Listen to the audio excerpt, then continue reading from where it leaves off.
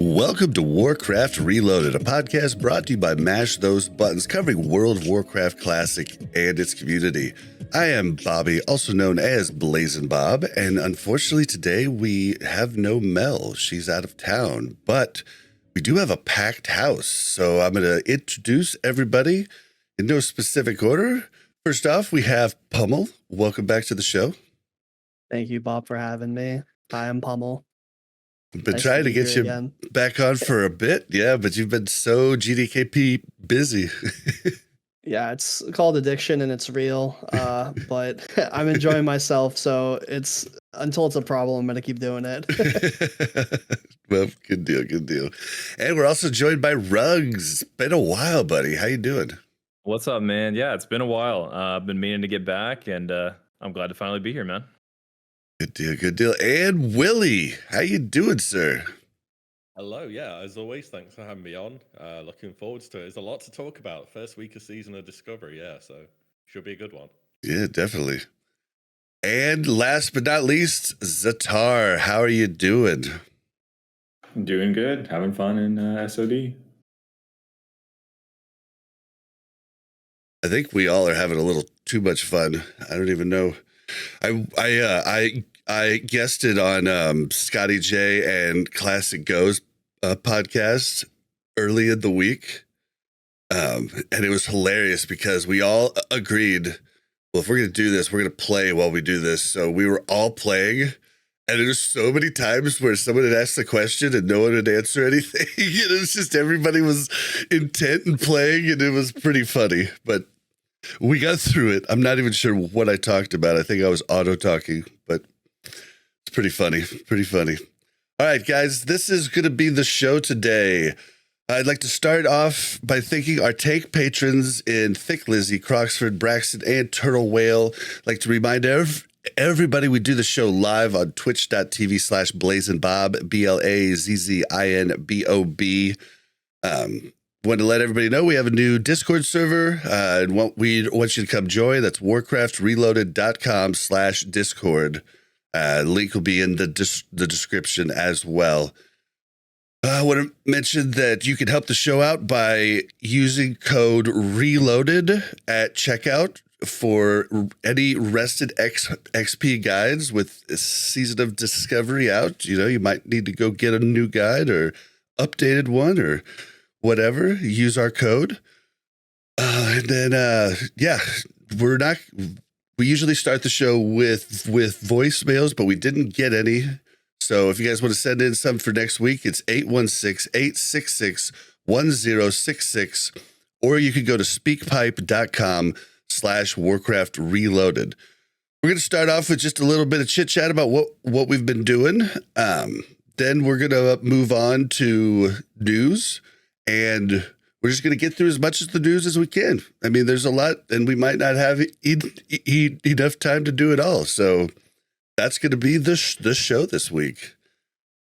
All right, guys, what's everybody been doing? What did you roll? I guess we could just start from the top and move to the bottom. So we start with Pummel. What have you been doing? What'd you roll on Season of Discovery? So I'm playing on Crusader Strike Horde. I leveled a Warlock, 25 Warlock, and it's been pretty fun so far. But it's a lot, because in addition to playing Season of Discovery, I've still been doing all my Wrath duties as well, and running GDKP, got guild splits. So it's been a lot of playing recently, but SOD has definitely taken some of the wind out of the Wrath sails for me, for sure. It's been a lot of fun so far. It's been weird. Like, I dropped down to I was doing 4 tunes in Wrath pretty like regularly, like raiding everything, and then Season of Discovery's out now, and I'm like, oh, two's good.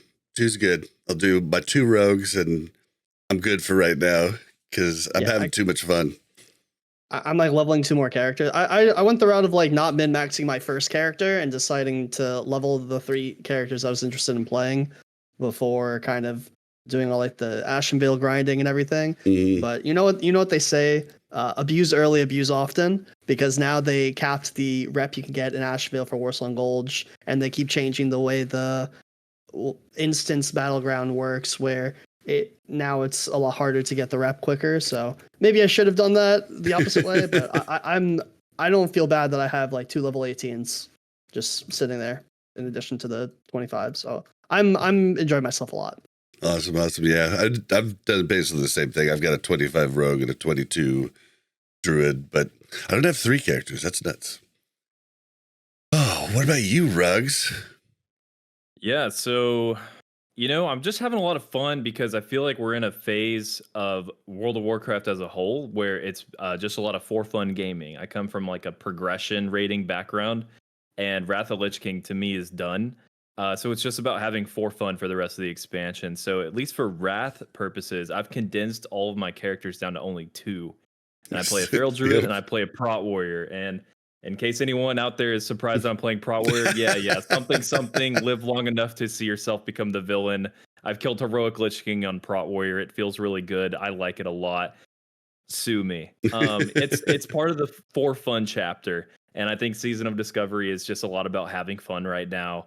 One thing that's been really frustrating for me is it's so fun, but also so unclear as to what the meta kind of currently is, but also what the meta is going to be, because we have no visibility of like what's to come in terms of balancing or new spells. So yeah, I've got a Feral Druid at 25.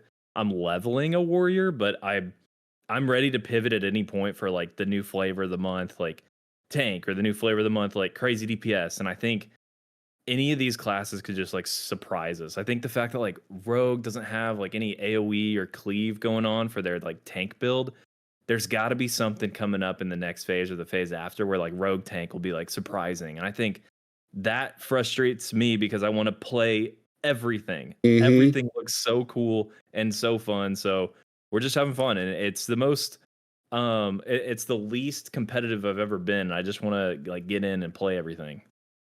Yeah, it's been nuts to just not know, and I think it'll be nice to have multiple tunes, worked up and everything. But boy, I saw Zyrene at BlizzCon, and boy, I wish I would have told him about your warrior pivot, because boy, he probably would have got a kick out of that. He probably knows.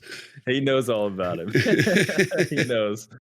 Oh man, and WillE, what about you? Yo, is my mic okay, by the way, now? Sound... It's a little low, but I think sound a little low. I've got you turned up as high as I can turn you. It'll probably be... I've put the game pretty much about as far as it'll go, so I'll just try and talk a bit louder. Yep, you got it now. Better? Yep, you're Gucci. Right. I will do this then, all right, thanks. So yeah, I kind of I echo that sentiment about Wrath. We're doing our 25-man reclay the other day, and I was just kind of like, can we get me out? I want to play Season of Discovery again. Get it over with. Mind you, I do play a demo lock, so you're useful for the raid, but it's not exactly the most fun thing in the game. And then Season of Discovery, I've only leveled a Warlock so far. The second class I was going to do was going to be a Paladin or a Hunter, but I've decided I want to do a Rogue, because I feel like they're doing better than I thought they would, and they're a bit of an underdog, and I kind of like that. So I'm going to be doing a Rogue second. But the Warlock is very much what I expected it to be. They're super good. A lot of fun. Are you tanking, or? I haven't had the chance to do so. We've got some people who I raid within the guild who are like absolutely dedicated tank players, so it just hasn't been needed. I've done a few dungeons though, but not for the raid. So the plan will just be to DPS pretty much. Good deal. And Zatar, what are you doing? Yeah, so I've been playing a lot of SOD. This is probably the most I've played World of Warcraft since TBC launch, to be honest. The most fun I've had playing World of Warcraft in a very long time.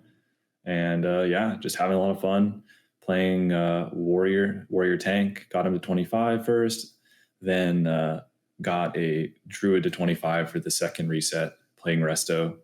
yeah, having a lot of fun and just gaming a lot. Probably winding down a little bit now, but yeah, we played a lot at the beginning.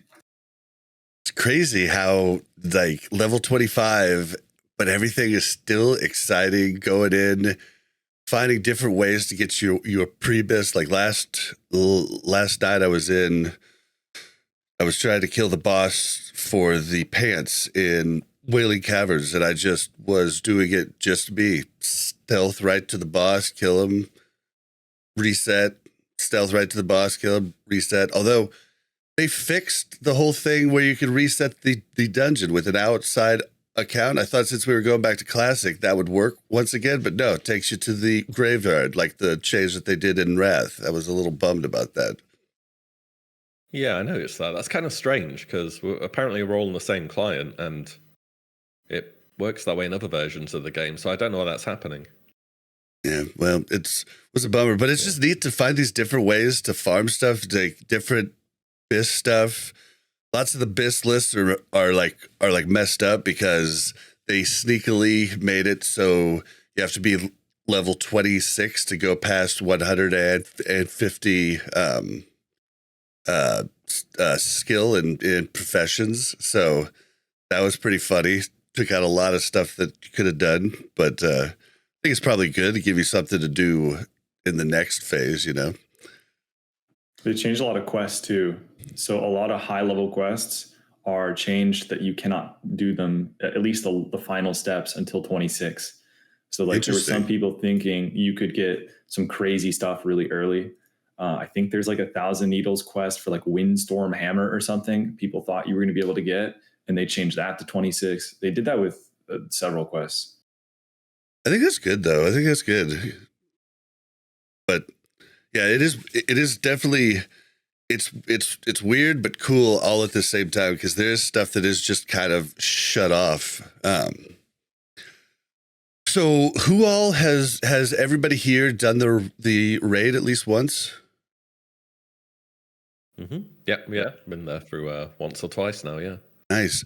Okay, so Rugsz and I did it last night, but what do you guys think of the raid so far? I think it's kind of weird that there's just one particular boss that's significantly harder than all the others, and you have to have a certain type of comp to kill it, which kind of gatekeeps, I think, the spirit of the game with all this discovery and different types of classes and markup. It's if you don't have enough kicks, if you have not enough melee being sent down, if you have too many casters, you're going to have an awful time with that boss. And it's kind of weird because I did 2 lockouts. The first one I pugged, just LFG pugged. So we did 5 out of 7, and we wiped to that boss like 9 times, and so they just called it because we didn't have enough damage. And then another group with a group of like real life friends, and that one also 5 out of 7, and we wiped to that boss again. And it's not like the boss is difficult. It's just people have to be on their game, and it surprised me because I like that, but it also makes it a little bit tougher to pug. Is all. See, what boss is it that's hard? Because I'm not sure. Bob doesn't know because our group last night just kind of blasted. We blasted through it. Yeah, I was raid leading our group last night, and I'd never done the raid before. I'd only watched like Jordy and Sarth videos. We get to Kellerus, and I'm like, all right, these people go down, and everyone used shadow prop pots in the last phase. Let's take a step back here. A Rugsz elite handpicked group of Giga gamers will obviously one-shot any boss that comes its way, including like Lich King. Yeah, a group of handpicked of the best. Like these guys are the Navy SEALs of World of Warcraft players. Like they're ready to roll. That's not fair compared to my trade chat pug. You know. You're the best. Shadow Prot's cheating too. You got to go back and kill without Shadow Prot. That's cheating. That's not cheating. Also, that is all vanilla. That's in the flavor. Costs like a gold each, man. That's rough out here. Yeah. It was cool, like experimenting with different like ways of trying to progress through it. Like we sent different people down in different order, and we swapped to using the Scorpid pet for our hunter to tank it, and I swapped to DPS, and then our tank like off tanked for the Scorpid. And that proved because the pet had almost 3,000 health. It was really insane, and it was tanking so well. So we're just gonna do that next time if I play with that. Hunters, man. Yeah, hunters are stupid right now. Oh wow. Yep. WillE, Zatar, what'd you guys think? Yeah, I've done it. I think Kawas is overtuned. This content shouldn't be like absolutely face roll, but if you can wipe like more than a few times without it becoming obvious why you're wiping, then it's probably a bit of an issue. You just lower his spell resist, lower his health a bit in phase 2, it'll be fine. Spell resist is out of control. You like can't play a warlock on that fight. If I get sent down as a warlock, I'm like, well, I hope I got someone who doesn't suck. I think my record, I had a cursive wreck 6 times before it applied to the boss. Yeah. Oh, wow. I mean, you could say it's vanilla-like, whatever, but I honestly, look, people aren't raiding Season of Discovery for a challenge. Let's be real. There's just no reason for it to be like this. But we'll outgear it pretty fast as well. It'd be cool if it was the last boss, right?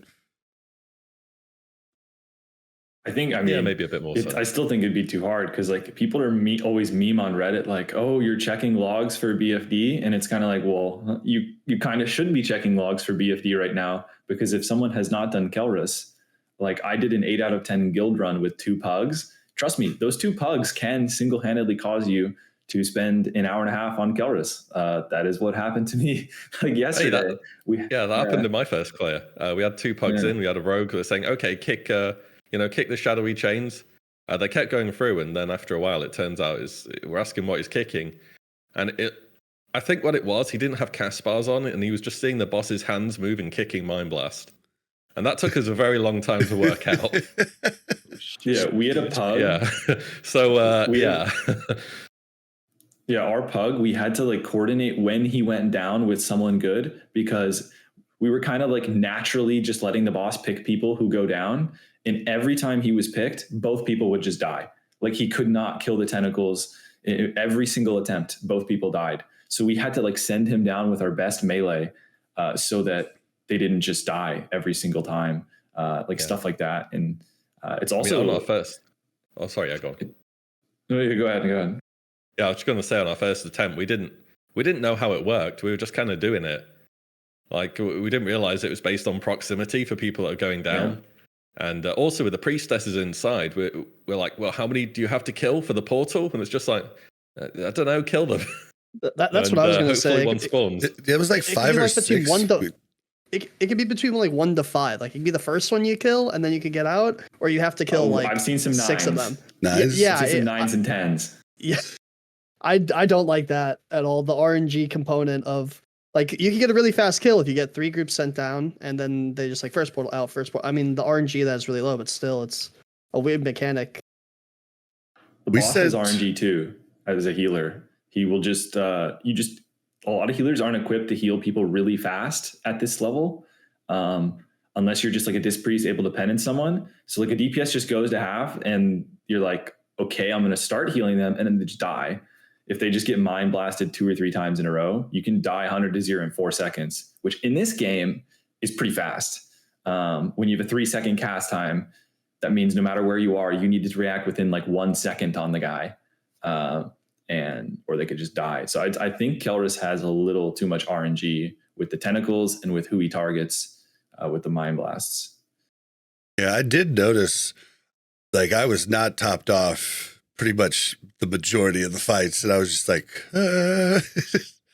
I was like, I backed out and bandaged a couple times, popped a few health pots, and also had the health stones. But I think mana's also a pretty big issue for healers at the moment. Am I right? Yeah, healing's kind of like actually sort of hard, and I think everything else is like really easy, especially if you haven't played Classic before. Like you actually really need to watch your mana and the 5-second rule. And I say this because I healed on a 25 druid, and it's like, if you just like heal people as you feel like their health is going down, you are going to run out of mana. And on the hard bosses, you're going to wipe. Like I just sit there. Someone's at like 60% health. I don't heal them. Someone else gets to 60% health. I don't heal them. I'm waiting for like 3 people to get low. Then I wild growth the group. Because if I used 3 heals on them, I would have been down like 200 mana, and my spirit would have stopped regenerating. But the counterpoint is, someone's at half health, they could just get mind blasted by the boss and like die. So you got to know like which people need to be healed when, and you got to really hold on to your mana. So I actually think healing on Kelrus right now, especially if you're 2 healing, it's actually hard compared to like anyone else. So for the people out there looking for some like fun gameplay, like kind of intense, it's actually pretty intense healing that boss. Really easy to run out of mana. You have to pick who to save, and people are, a lot of times, unless your DPS is really good, people are going to die, and you have to kind of pick which ones are going to die and who to save. So it's kind of intense. That happened to me because I was off tanking and eating all the mind blasts, and then I looked at my death log after I died, and it was like 9 seconds of just not getting healed, and there's nothing I can do. Yeah, you were chosen to sacrifice. Yep. Sorry. Yeah, I got sent to the dust. I would say one tip I could give about Kelrus is I feel like you should probably solo tank if your group can solo tank, because there's no need for a second tank whatsoever at all for that fight. Yeah. And that damage helps so much in that last phase because it is a Zerg and it is a DPS check for sure.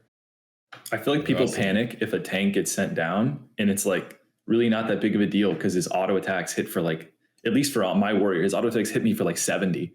So I don't know how much that's hitting even a cloth player, but like people start freaking out if there was no tank on Kelrus in my groups, and it like doesn't even matter if the tank it does get sent down. It's just heal the person who's taking damage, especially if you're kicking well in phase 1. Yeah. Yeah, and if you have a rogue, he can always take it over and use evasion too and stuff like that. So, but I think for our kill, we sent the 2 hunters down first and then the 2 rogues second, and that was pretty quick. Like we were like, when I went down, I think we killed 6 of them, and I mean we did it in a matter of just like a few seconds, maybe. I don't know. We were probably down there for 5, maybe total. But yeah, we blasted. But I mean, apparently we had the Navy SEALs on our squad, according to Pummel. Oh yeah, Navy SEAls. That's a weird order, setting both hunt. If you had 2 rogues and 2 hunters, why don't you just go 1 hunter, 1 rogue, 1 hunter, 1 rogue? I don't know. It just felt to me easier to. Yeah, it felt easier to me. We had a shaman main tank, so he can get all the kicks anyway, as long as he doesn't get a resist or something. Shaman tanks are OP. It felt logical to me to have the hunters go first and get the hunters group out of the way, and then that way they're there for sure, not going to be slept during the transition, so that they're getting good constant uptime on boss stam. But that was just my logic, and then we had just rotate melee after that. And I think most of the people kept their world buffs. I died on the first boss, dang it, lost my buffs like right off the bat, but I think most of the group kept them throughout most of the dungeon. We actually wiped on Lorgus Jet, which was kind of was just silly, but we figured that boss out. Did you know that you were pulling the boss when you pulled it? Because my group, the first time through, had no clue that we were about to start a boss. 8 of us were like about to just walk straight into it until one person yelled at us, I think. Yep. Oh, okay. Yeah, I think we took a little bit too much time in the gauntlet or something, but I don't know. I'm excited for the next run because I'm gonna improve so much with just one run. Didn't get any gear though. That was a bummer. Some really good stuff dropped too. The loot tables are gigantic. They are absolutely gigantic. Are they? Let's see. Oh my gosh, yeah. That's a bummer. They're like the size of like Molten Core boss loot tables. Like there's like 12 items on each boss, and some bosses have like only 1 piece of leather. So it's weird how much loot they put on there. We had so much leather drop. We had the awesome DPS neck drop, leather DPS shoulders, the strength and stamina ring, and then the leather helm, DPS helm. We didn't, and me and Rugsz didn't win any of it. Yep. Our last run was just all the male gear, and there was someone playing a Ret Paladin who was very happy. Because that's what happened to us. Except our male wearer was one of our few pugs. So it was all the male gear. Ooh. And if you're Horde, it's even better because you just play warrior, and no one can roll against you. You just mail. Oh, yeah, that's for me. It's like the dream warrior experience. Yeah, exactly. And then they still roll on your leather gear. Greedy warriors, man. What's new? Oh yeah, well, that's one thing that kind of worries me about the way everybody's rating, because like you could have people just dropping out of your raid every week, and then you're just missing out on rolls every time to somebody new, and stuff like that. Like I don't know of anybody that's doing like loot council or anything like that. So it's a little scary on the RNG if you're not running with the same crew every time, right? Are the tier set bonuses like linked to the armor type? Like if you were one male, one leather, can you get the set bonus?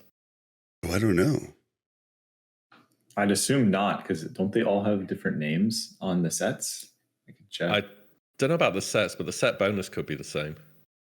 Yeah, I guess think it the would make set bonus sense. like text is the same, but I think they are a little different name of the bonus. I'll check real quick. Maybe. I don't know, just random thought. So I guess like if you're playing a warrior or a ret or something, it's like, come on, man, give other people the leather. Okay, just take the mail. You're the only people that can roll on it. Yeah, it looks like they did try to like make it so that warriors have something else to roll on besides all of the leather, because initially level 60, like you had to do leather, like it was the only thing that you're really there wasn't really a whole bunch of DPS plate. So I don't know, it'd be interesting. I think if they do the set bonus for the 3 set, isn't it 1% hit or is it 2% hit? It's 1%. I mean, that's a huge 12 attack power, I think, and then the 3 sets 1% hit, so it's very good. Unless it takes up your epic slots. I know for warlocks at least, there's no point having the 3 sets. The boots exist. The void touch ones. I think for all the classes, they intentionally did that, because like the male one is chest, the leather gloves are gloves. Sounds like the cloth one is boots, and the set is what? Cloth, chest, and that's it. Yeah. Yeah. So I guess they did it intentionally, but you can get the 1% hit from your epic or the midi little tier bonus, I guess. I actually didn't realize that you'd have to. Okay, so if you've got the void touched piece, then you're not going to be able to run the set, huh? Interesting. Oh, what else? Anybody else want to talk about anything else before we move into the news? Or the rest of the bosses are really fun. I like the raid a lot. I think they're all pretty good. There's a bit of tactics going on, nothing too strenuous that you have to worry about. And yeah, they've just got enough health where you can do your rotation, and it's good. Yeah, it's a good start. Apart from Kelris with the RNG and feeling a bit overtuned, I think it's a good first raid tier. Are we worried that once we do get super geared, it might just be like extremely fast? You know what I mean? I mean, what's wrong with that? Yeah, the phase is not going to last that long. A 30-minute raid once every 3 days, I guess. Yeah, like ZA or ZG. Don't worry too much about this. Get some ults through there. I don't know. Maybe someone's playing a warrior. All they need is the 2-handed sword. You're like, yo, look, I've got a fresh ult. Take me through. I'm not going to roll against you. I just want to roll on everything else or something. I don't know. Yeah, I think it does give us time to kind of feel out, because we're going to have pretty big choices going as we move into the later later phases. We're going to have to pick and choose, where we go. Whereas now it's pretty easy to work something up. Although there's a decent grind. Like if you want some of the best stuff, like the Warsong grind and all of that, like it's a pretty decent grind. So I don't know. Lots of the stuff in the news is going to give us talking points. So do you guys want to move into that? Let's do it. Time for the news. All right. So this isn't really in any specific order, but so we now know what dungeons you can go into, right? You can go into Ragefire Chasm, Wailing Caverns, the Dead Mines, Shadowfang Keep, now BFD, the actual dungeon, you can't go in now. I didn't realize it was going to take the dungeon out of the game because it's the raid, but it looks like that's the deal. You can do Stockade. You cannot do Nomergon, and a lot of people speculate that that'll be the raid next tier. I don't know if they've said that or if it's just speculation. But then the interesting one is Scarlet Monastery and Razorfen Kraul are both open, and like most of the gear in at least Razorfen Kraul you can't even use yet. You would just be grabbing for later. I thought that was interesting. But what do you guys think about this? And do you think it was good to lock out people from the later dungeons? I don't talk about Nomergon. They did confirm Noma will be the raid at 40. They did. Okay, cool. That's what I was going to say. We're definitely getting that.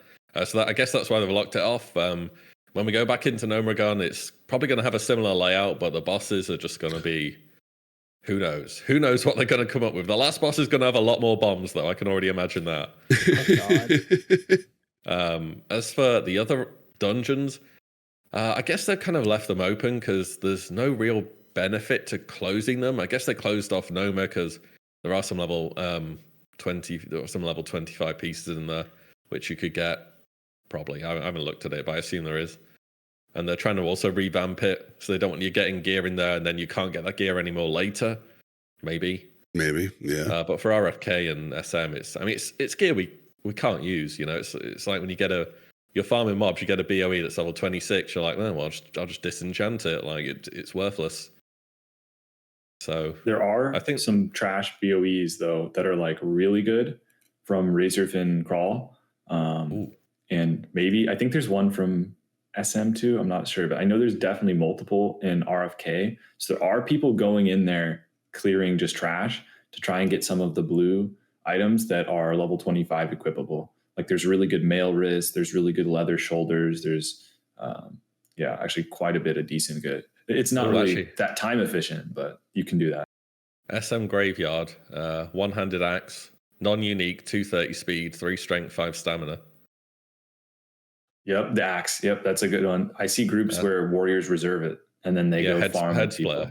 I've seen people do that ring escort quest too, because apparently you can pick that up early, and then like a lot of the greens, like there's that polearm, that agi polearm that drops off the guy that drops Corpse Maker, and you could use that at 25 for hunters. It has like 11 agi or something, which is really good. And you could also ghost mushrooms. Probably going for a pretty penny right now, and you can get those, 5 quick stealth runs in the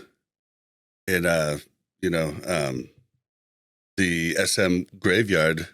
Get you quite a few of those. So, okay, yeah, there are a few items, yeah, definitely. Grave Moss is where all the money is right now. I remember people doing SM Graveyard for Grave Moss back in the day, back in 2019. Grave Moss, that's what I'm thinking of. That was viable back then. It's for the potion, for the crafted recipe, I think is the big thing. Yeah, it's Shadow 50 silver each right now. Yeah, Shadow Protection and Coalesce Regret as well. I think they both need Grave Moss. Yeah. There's a spot in the wetlands that people are like gatekeeping really hard if you're the opposite faction. Yeah, that tomb, and people just sitting there for hours just farming it, getting like a stack is like 20 gold. It's a lot. It's pretty good. I haven't got to do Blackfathom Deeps yet. SFK. Have you guys done SFK yet? More than a couple of times. Yeah. So leveling up in there. Yeah. The gear there is so good. It's like pre-bis for basically every class. There's something that you'll want from there.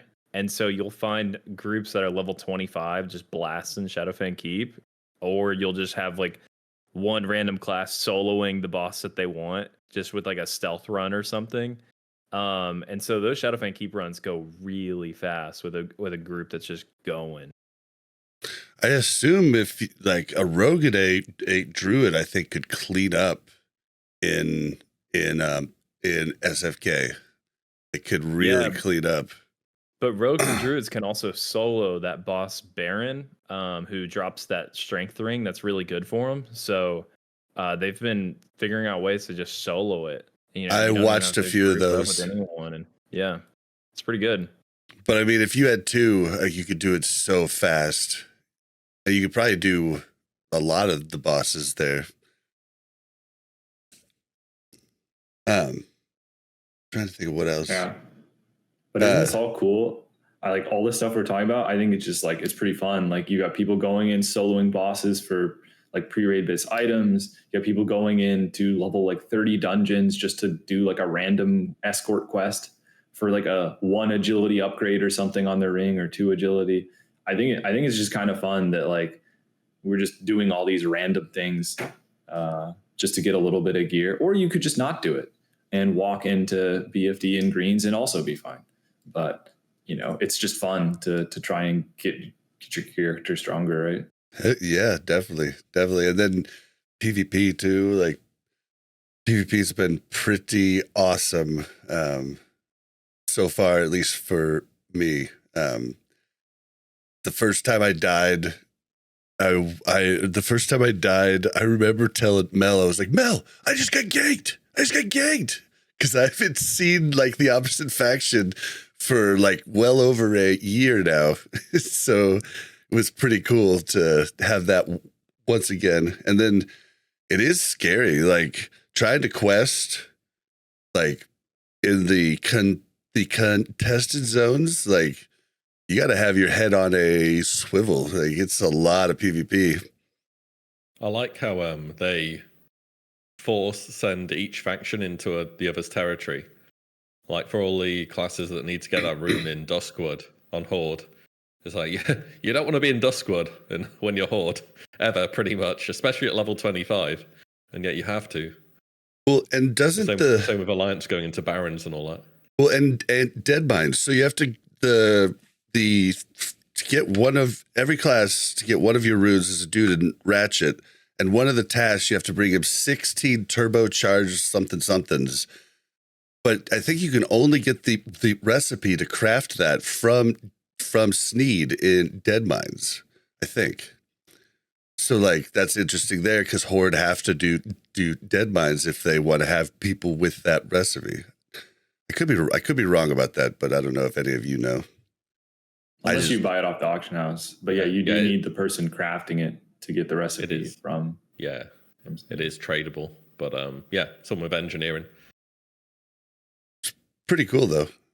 Like that you have to like go over and do that. I was thinking that there would be a Horde rune in the stockades, and there would be an Alliance rune in Ragefire.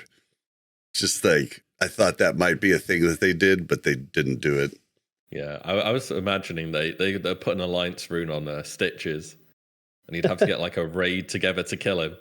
But yeah, that'd be kind of cruel, because then you'd have to complete like all the quests in Duskwood as well.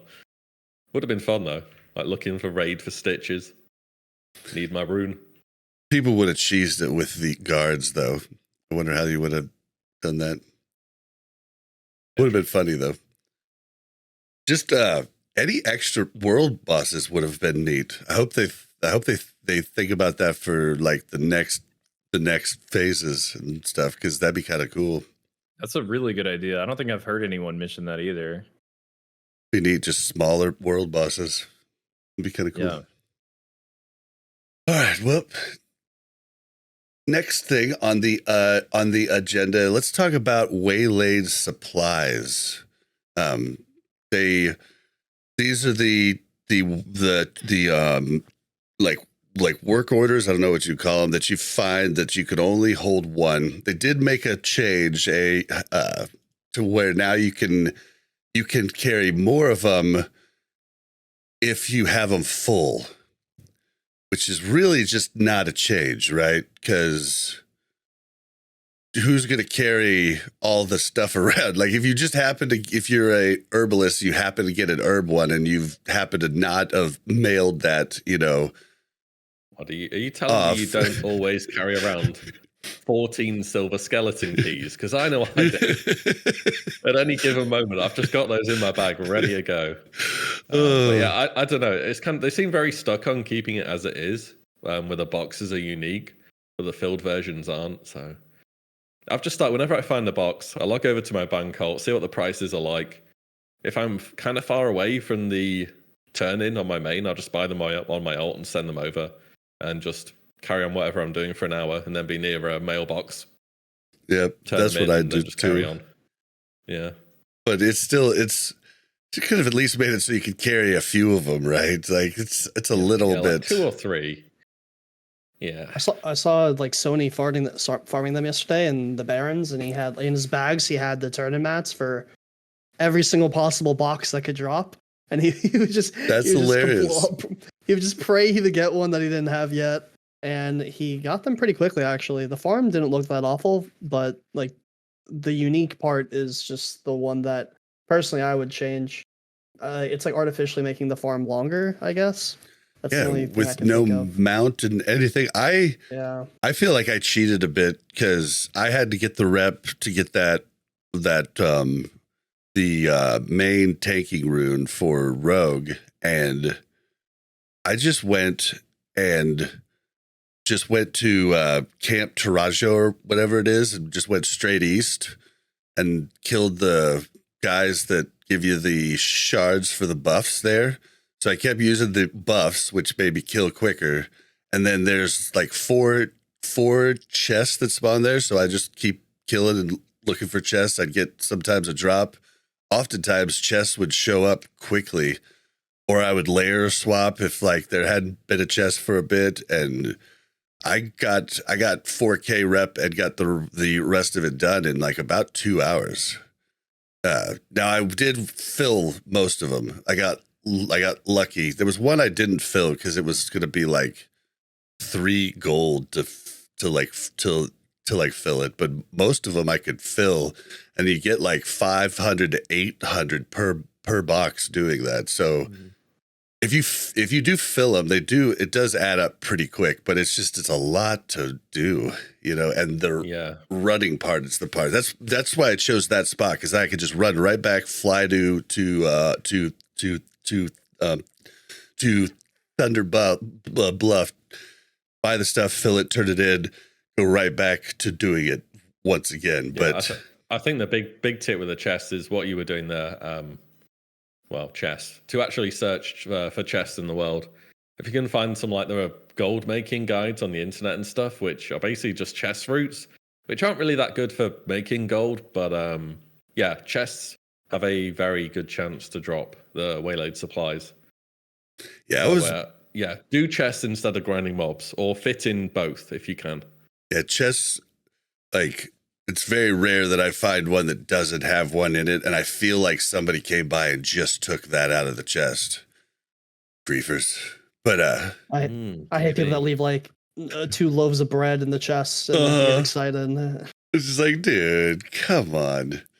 But yeah, it's I was bummed because I downloaded GatherMate and GatherMate database, and you can import everything except for chest locations. So it'll remember when you grabbed a chest, but you can't import the chest. You could do herbs, everything else, but not chests. And I thought that was weird, because I know in TBC I did import chests, and it worked. What we're saying is dwarf is the best race then, yeah? Oh, yeah, find treasure. I didn't even think about that. Hacks. For your grind. Oh man, that's great. But so have any of you got honored yet?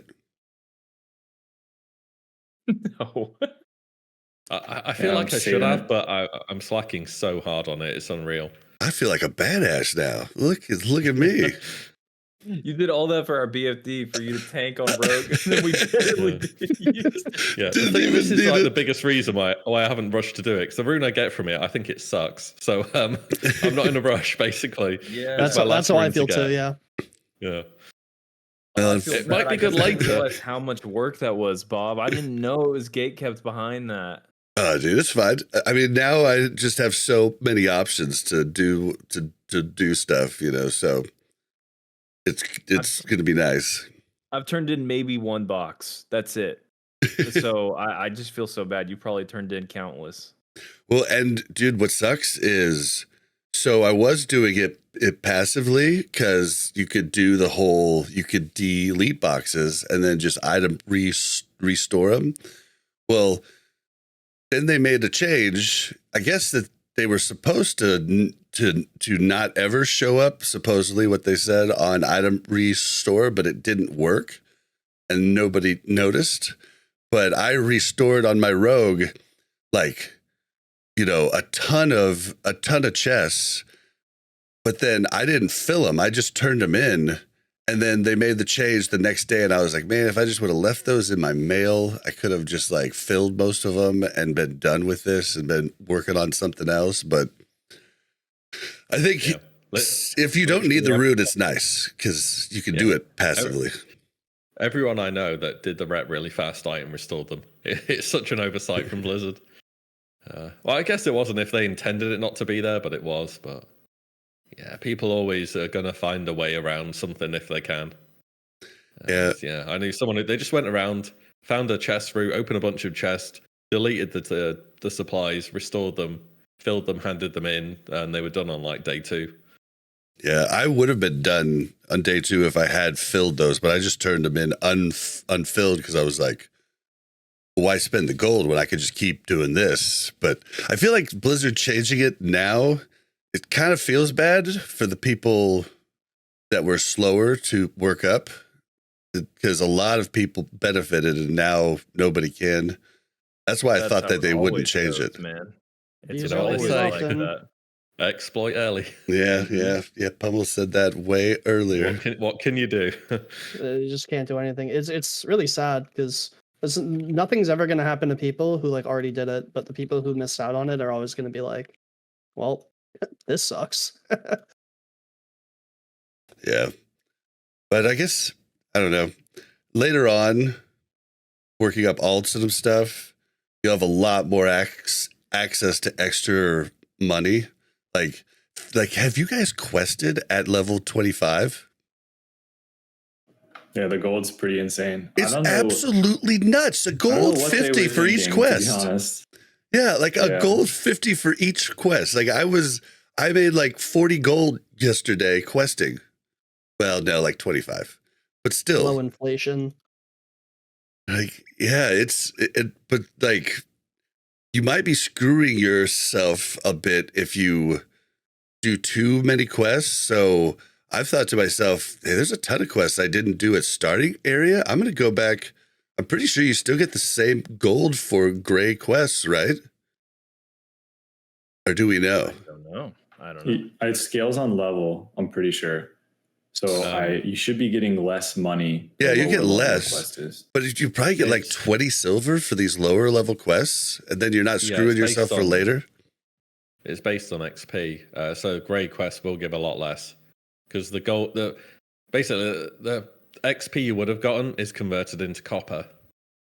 So when the quest turns grey, they give a lot less XP, so it gives a lot less money as well. Makes sense. It makes sense. So maybe just trying to do all the green quests that you can in every zone rather than going forward might be the play. But I did a ton of quests in Torn Mill, and boy, there's a lot of all alliance on our server that love to hang out in the place where all the mobs are green to them but red to us. Feel it's a little bit chicken shit, but they love to hunt you there. It took me a little bit to get those quests done yesterday. It was a little rough. Have you guys PvP'd a lot yet? Anything? The warrior warbringer rune is the one where you have to get all the gadgets. It's the ratchet one where you have to go around, and main one is like the engineering thing where you have to shredder all the shredder stuff. So I have not PvP'd until I get the warbringer rune, because PvP classes are pretty broken right now. Especially like paladins are insanely broken. I feel like warlocks are pretty broken. Hunters are broken. I think ferals are broken. Backstab rogues are pretty broken. Yeah, I feel like they'd be pretty good, but you probably also die to a hunter pet. Yeah, clothies are getting dropped like instantly because they're just like ambush, backstab, boom.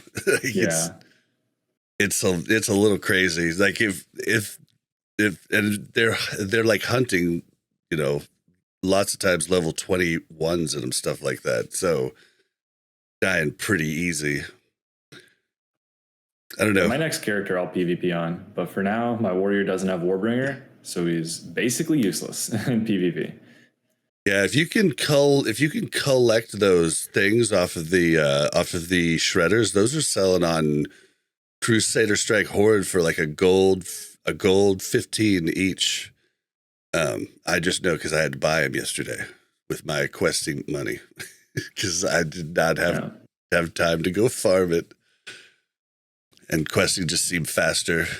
But the other stuff is pretty cheap. The other two items, fish oil, I think is like 7 silver a piece, and then the dwarves ones are like 10 silver a piece on my server. I'm sure it varies between Horde, Alliance, and different things, but those parts seemed pretty easy. I think it's hilarious that they gave the most worthless item in the game, fish oil, a actual use. Although somebody told me shamans could use it. I didn't know this. Or is that true? Yeah. I think that one is walking? Yeah, it's either water walking or underwater breathing. One is fish scales, one's fish oil. Yeah, I never knew that. Interesting. Yeah, well, I need someone that vended fish oil day one or something, and then afterwards they're like, hang on. I suddenly need this item now for the first time ever. It's not vendor garbage. Which is kind of cool. And I wonder how many other worthless items that we are throwing away right now that are going to be needed in later phases for different things. I mean, right now we got stuff like iridescent pearls. You know, they're going for a bunch of gold. Like, is there anything else like that? Maybe. You never know. They could introduce epics in future phases from professions. They could do anything. Mm-hmm. And I'm just kind of like, do I sell this? Do I hang on to it now? You just don't know. Yeah, it's interesting. It's definitely, but pretty cool. Pretty cool. All right. So next thing on our list here is, okay. So the void touched gear. That's the different gear from different the different crafting epic pieces that you can get right now. So I don't really want to go through how to do it. There's a bunch of Hammer Dance has a really good video, really good comprehensive quick guide, about 6 minutes to get you through that. So I think Sarth has one too, but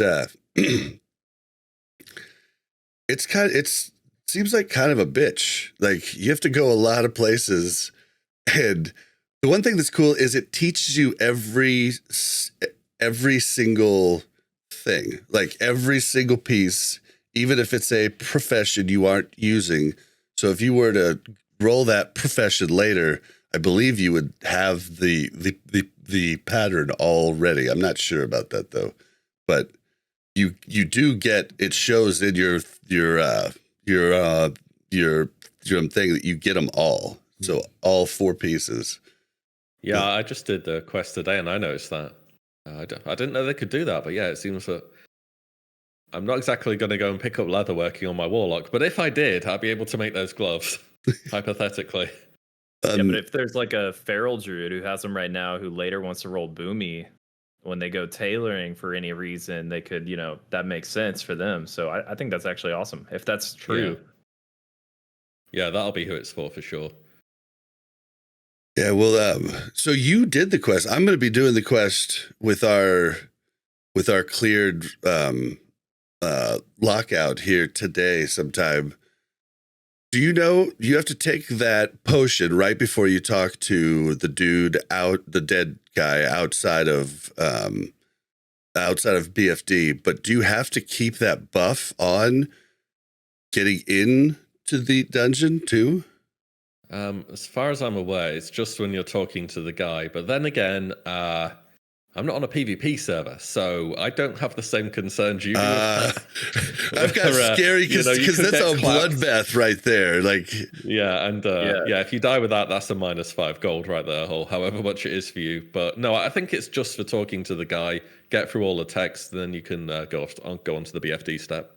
I did think I heard, I haven't done the craft myself, but I thought I heard in a video that you had to have that buff. Someone said some video that I watched. I feel like it was Sarth maybe, but I feel like he said he didn't know if you had to keep it or not, or I don't know. It's better to just play it safe, Bob. I would just stealth the whole way there over there. Yeah. I mean, I think it's just for talking to the guy, because the elixirs meant you. It's called Coalesce Regret. The about going into what happens, the guy's dead, so you generally regret that, and then afterwards, I think it's fine from there on out.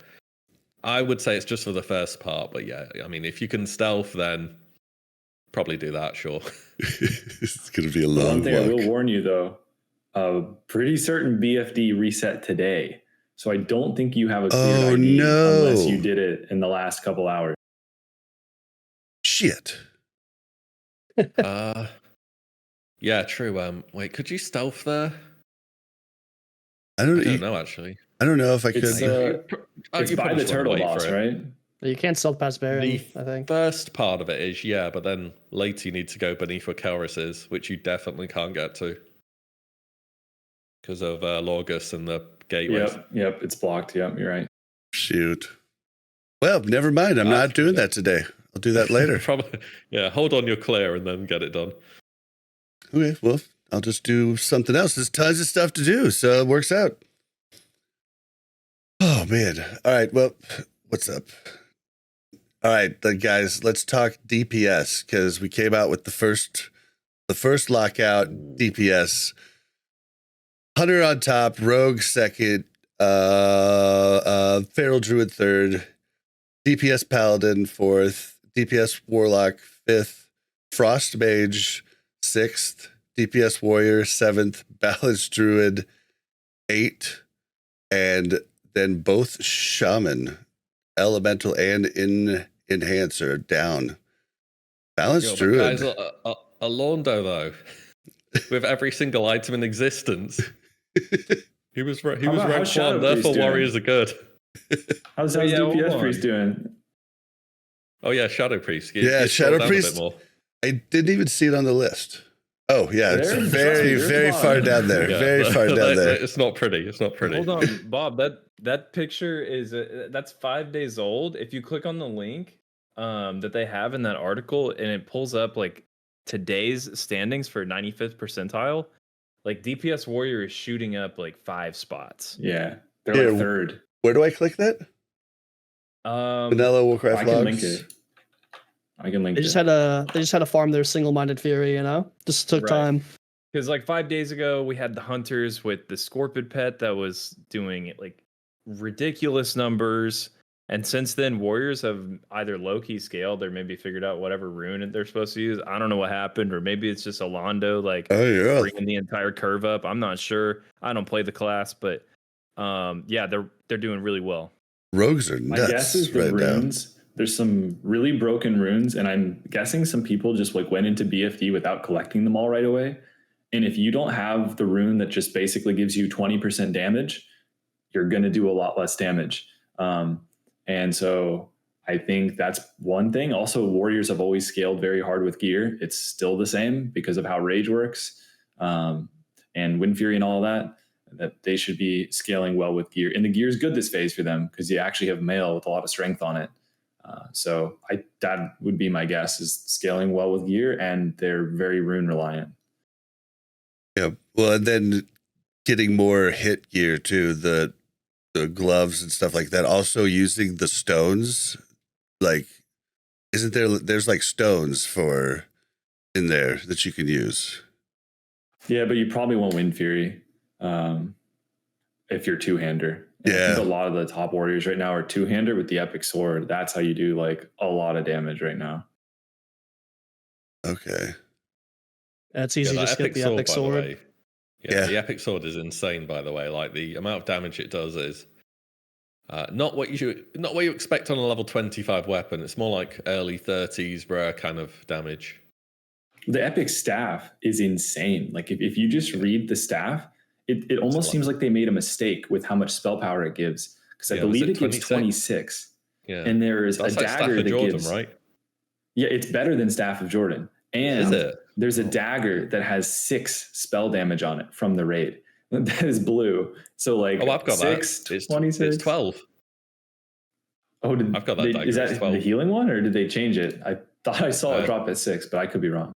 Dagger of Willing Sacrifice from the last boss, and it's a BOE as well. Oh, I'm thinking of there's a one from Kelris, I believe, that has 6, but I'll the one that's I'll fact check myself here. The one that's 1.2 speed. Yeah, I think it's that one. I 1.5.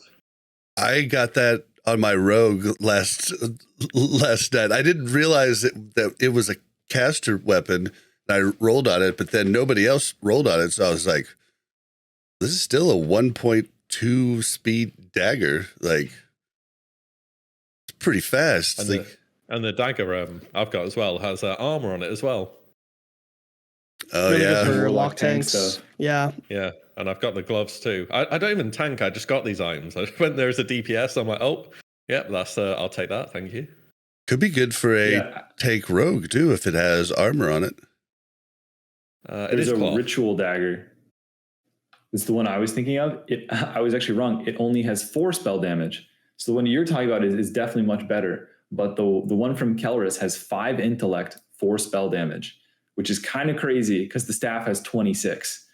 It's like kind of weird that like you'd need 7 of these daggers combined to like approach the staff. Yeah, and the staff has good. It has intellect and stamina too, right? Yeah, 5 intellect. But the staff has a lot. It has like 15, 14 or something crazy. It's 15 int, 14 spirit, 26 damage and healing, and 5 shadow res if you want. That is disgusting. Damn, you could use that at level 60 in OG vanilla, and that'd be good. Yeah, but just it's crazy though, because like melee hunter and warrior are like to like pretty much the same.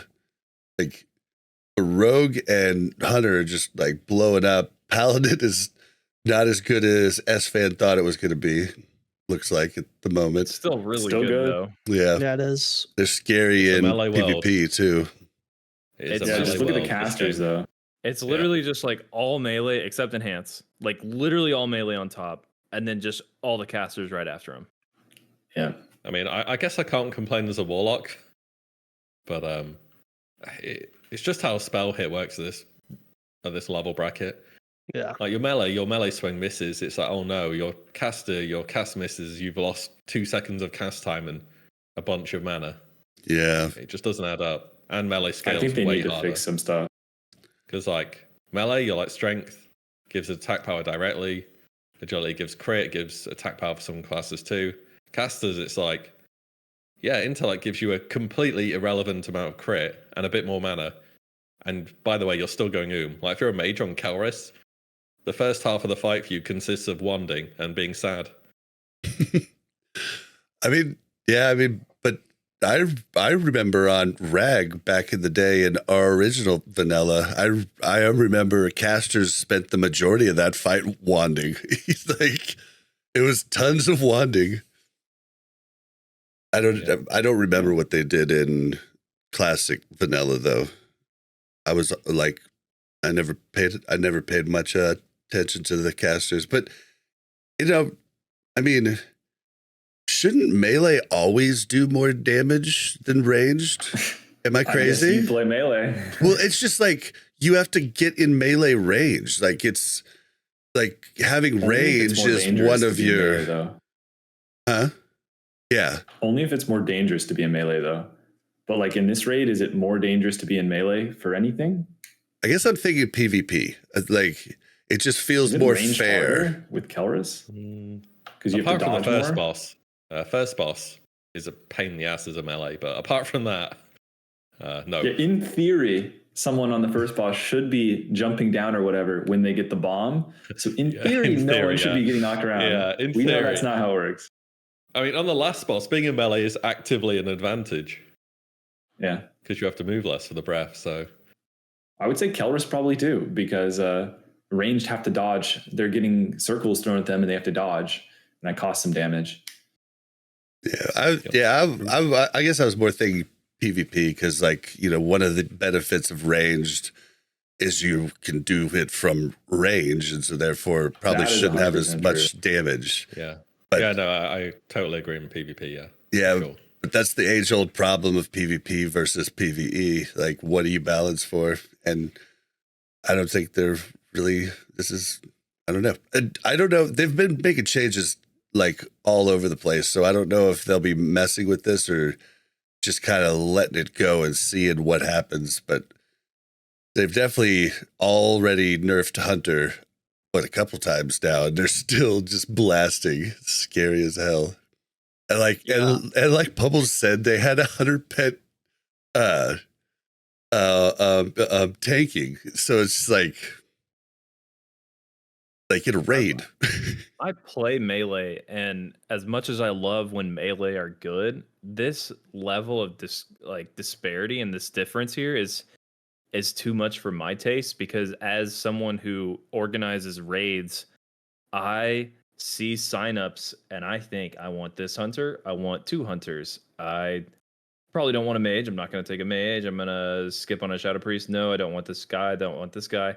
And that just feels really bad, because then I end up with a raid that's like optimal, but then everyone shares the same loot table.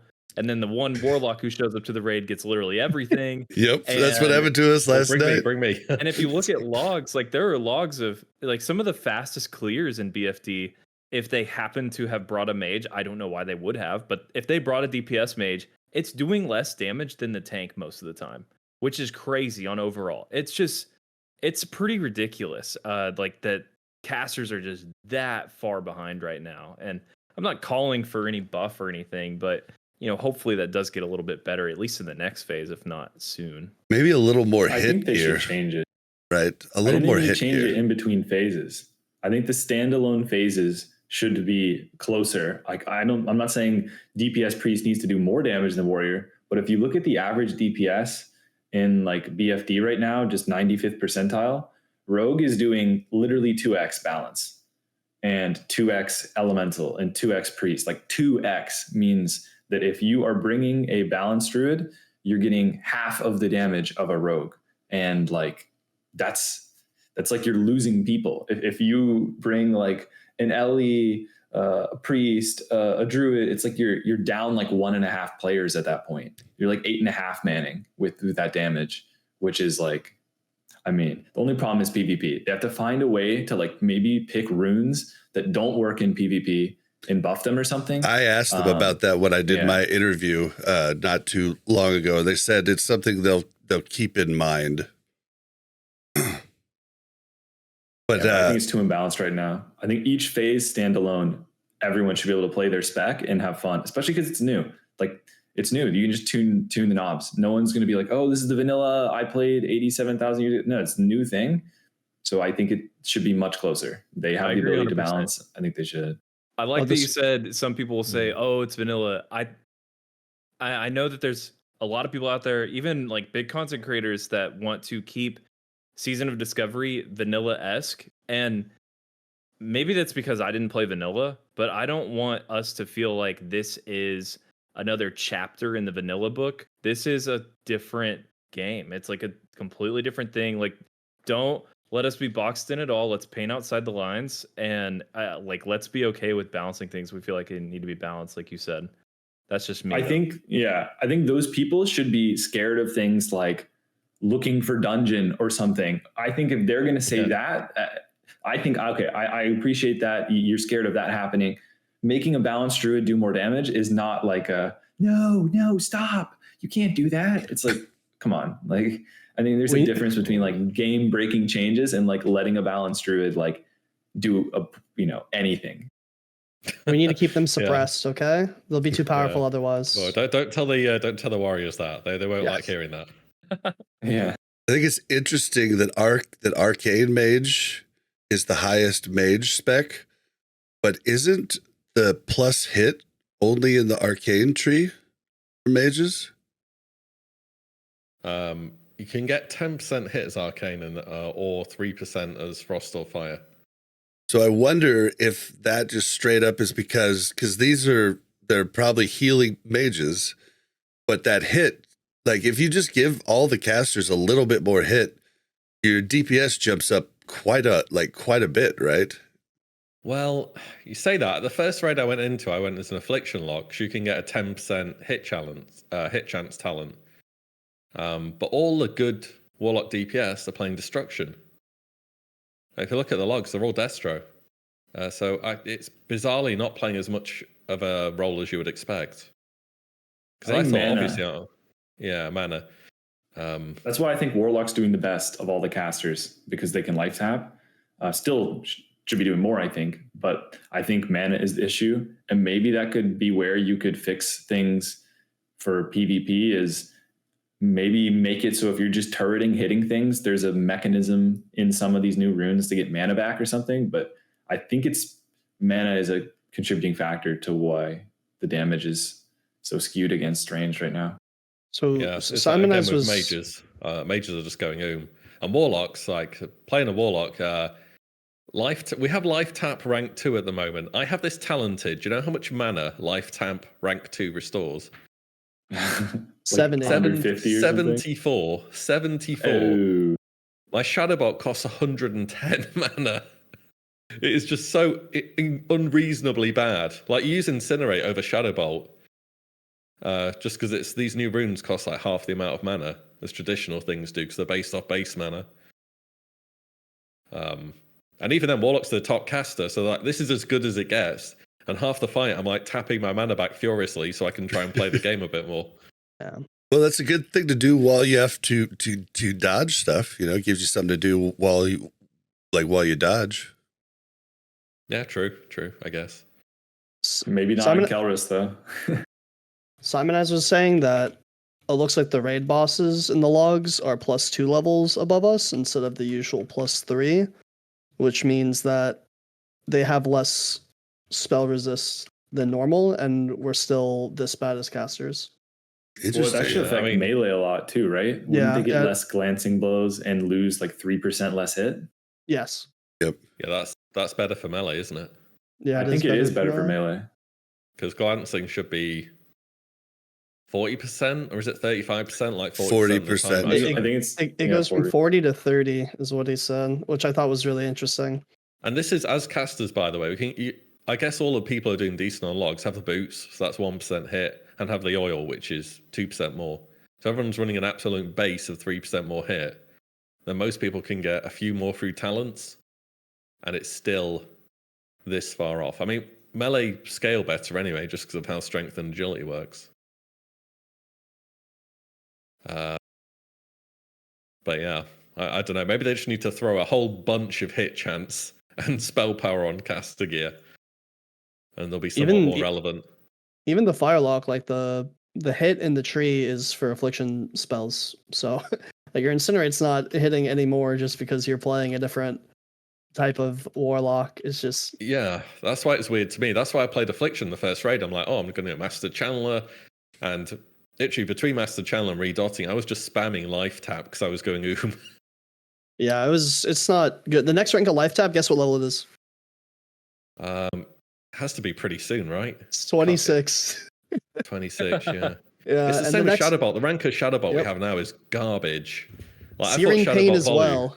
26. Yeah, I thought Shadowbolt Volley would be fun, but this phase is just It ain't. The next rank's like 28, and it does 70% more damage. I wouldn't have looked at it.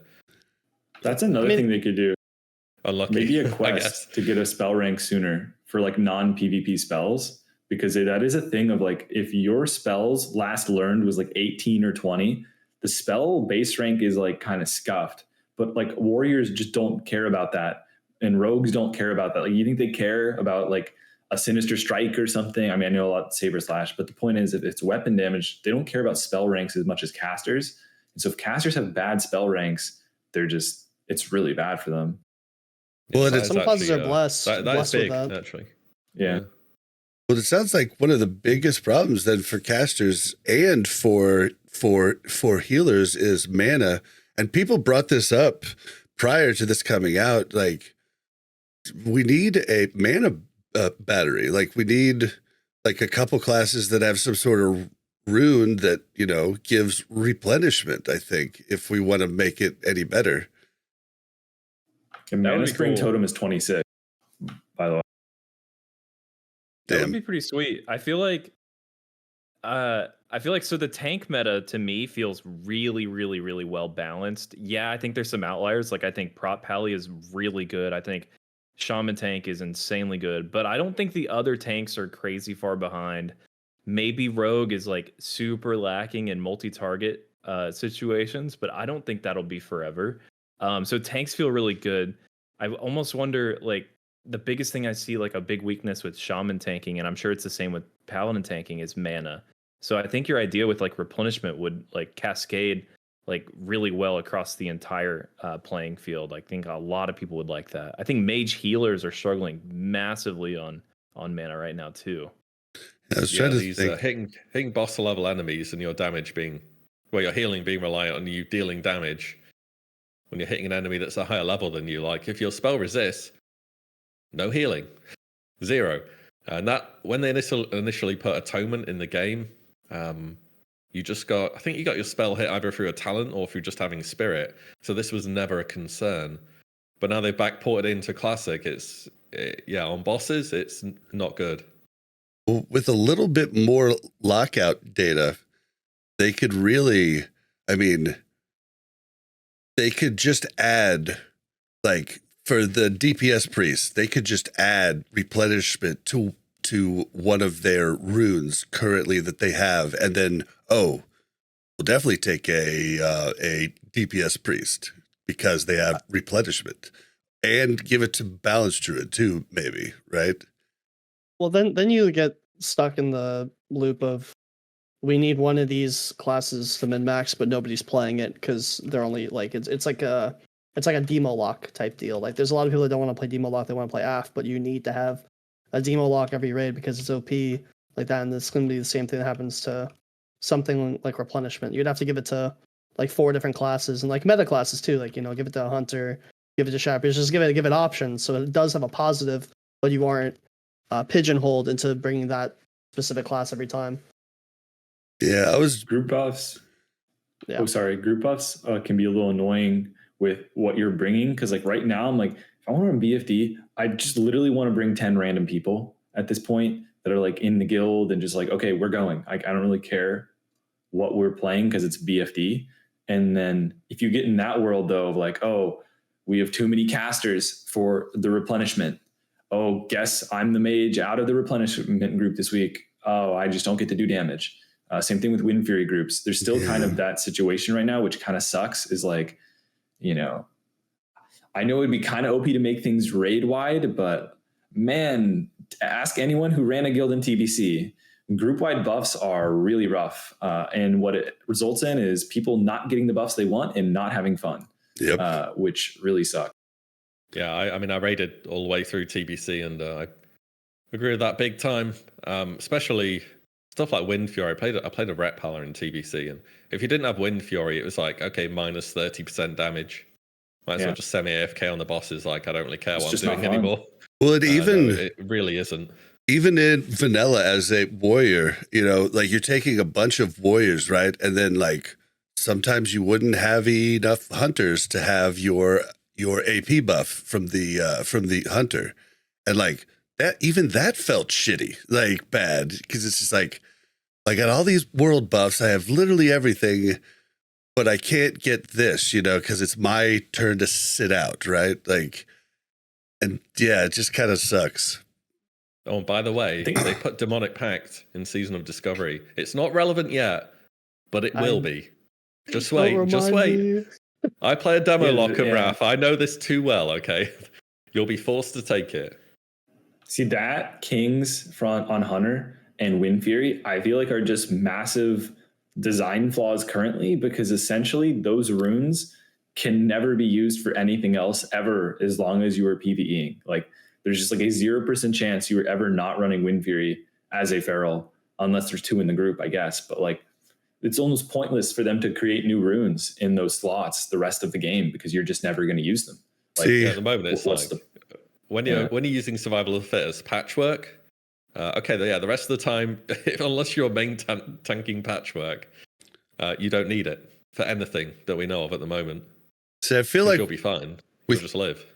With Kings and with Wind Fury, I feel like they should have just added those to all 4 runes in that slot, so that whatever you took, so even balanced druids would have it. You know what I mean? Like, then every type of hunter would have it. You know what I mean? Because it'd be on all 4 of those rune slots. So it, you just get it as a bonus instead of like a pretty much mandatory, like choice.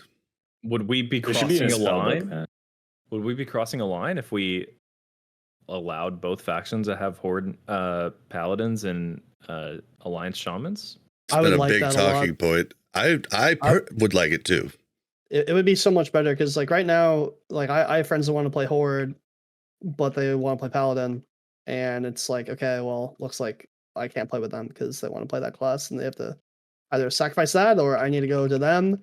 And I think in the age that we're dealing with, in the alliance horde 40-man raid era that we're in, I think with all the changes that we made, if we can have like Demonic Pact, I think we can have paladins.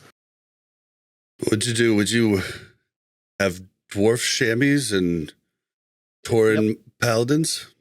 Yep, that would be what I would suggest. I don't really want space goats and blood elves in the game.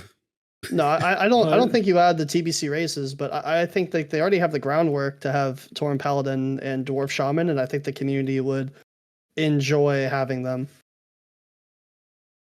Now, that said, I wouldn't mind having Goblin and Worgen, though. I liked them a lot more than I liked the space goats and the blood elves. Yeah, that's if you skip like past the TBC races and jump to the Kata races. Yeah, good luck with that. The community's not the community would freak out, but Goblins and Worgens are cool, man. Time is money, friend. Well, we're gonna have to see how it shakes out, but yeah, replenishment might be a really nice thing.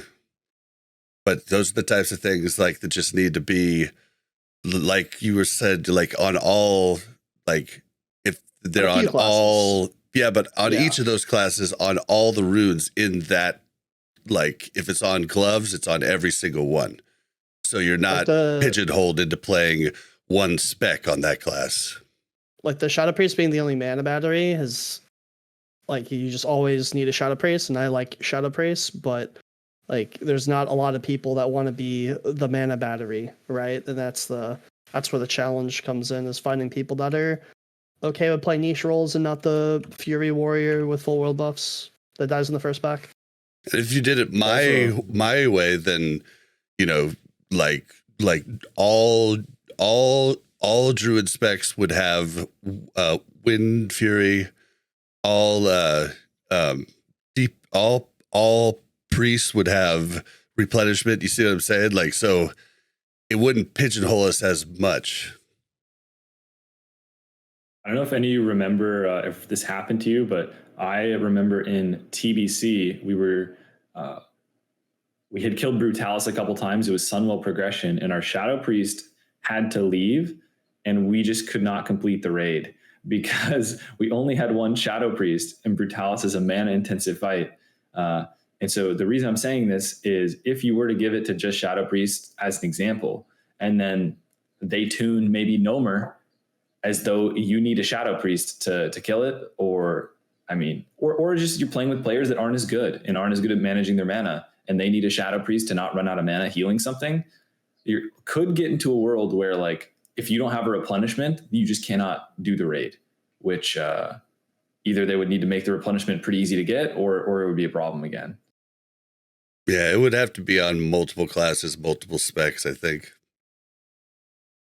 Oh well. See what happens. Justice for casters. Yeah. Buff them. Why are melee already better? You already know melee are going to get more out of hand. This is how vanilla always goes. Scale. Let us have a bracket, please. We're begging. Just chuck 4 times the spell power on everything and put hit on everything. Thanks. That sounds like a fair modifier. I second that. Yeah. See how it goes. You can always nerf it, right? So you can do changes this season. If people complain, just say I don't know, just play something else, I guess. Oh, so the next thing, the Warlock meta rune for Warlock tanking was found, but it was found inside the raid. They've since changed it. It's outside of the raid now, but a lot of people were upset that it was locked behind the raid, and Josh Grend even came out and said that they messed up and broke one of their own rules. What do you guys think about that? How it was in the raid? I didn't think it was that bad, but a lot of people were upset. I heard this that. reminds me of. Oh, so yeah, you go first. I was gonna say I heard that they the quest wasn't there because people completed the first part of the quest and then the second wasn't there originally, and that it was bugged in quotations. This is secondhand. I don't know for sure, but the fact is there were warlocks looking all over the world. They were like never ending breath checking like coast to coast and like Fellwood level 50 zones, and they just couldn't find it, and it just happened to just be a bug. All right, so sorry. Go ahead. Well, it was a bug, right? Because the orbs were meant to drop as part of a quest which was intended for dungeons, but everyone did it as a raid, so it just couldn't drop. I don't know if anyone tried BFD as a dungeon and it would have dropped. Oh, I wonder. I don't even know if you could zone in. Maybe you couldn't because it's a raid, and you know how raids say you can zone in solo. I have been back in there for quests without and a group. stuff. Yeah, so maybe it would have worked if you went in with 5 people. Yeah, maybe. But yeah, the rune being in a raid, it's like, you know, in Wrath, you hear about these pugs, right? They're like, okay, we're forming a group for ICC. So you're gonna need 6k gear score. You're gonna need the achievement. It's like, how do I get these things? It's like, you just do the raid. It's like, how do I get the Warlock meta rune? You just do the raid. It's like, but I haven't done the raid yet to get the rune to tank. Yeah, but you just do the raid. It's like, it doesn't make sense. It's like you have to already have done one thing to get the other thing that you're looking to do the thing for. Yeah, it just reminded me of that again. I guess I'll be honest. I guess now that I think about it, I was bummed. I mean, it cleared my mind, I guess, fast, but I was bummed like leveling up on the rogue.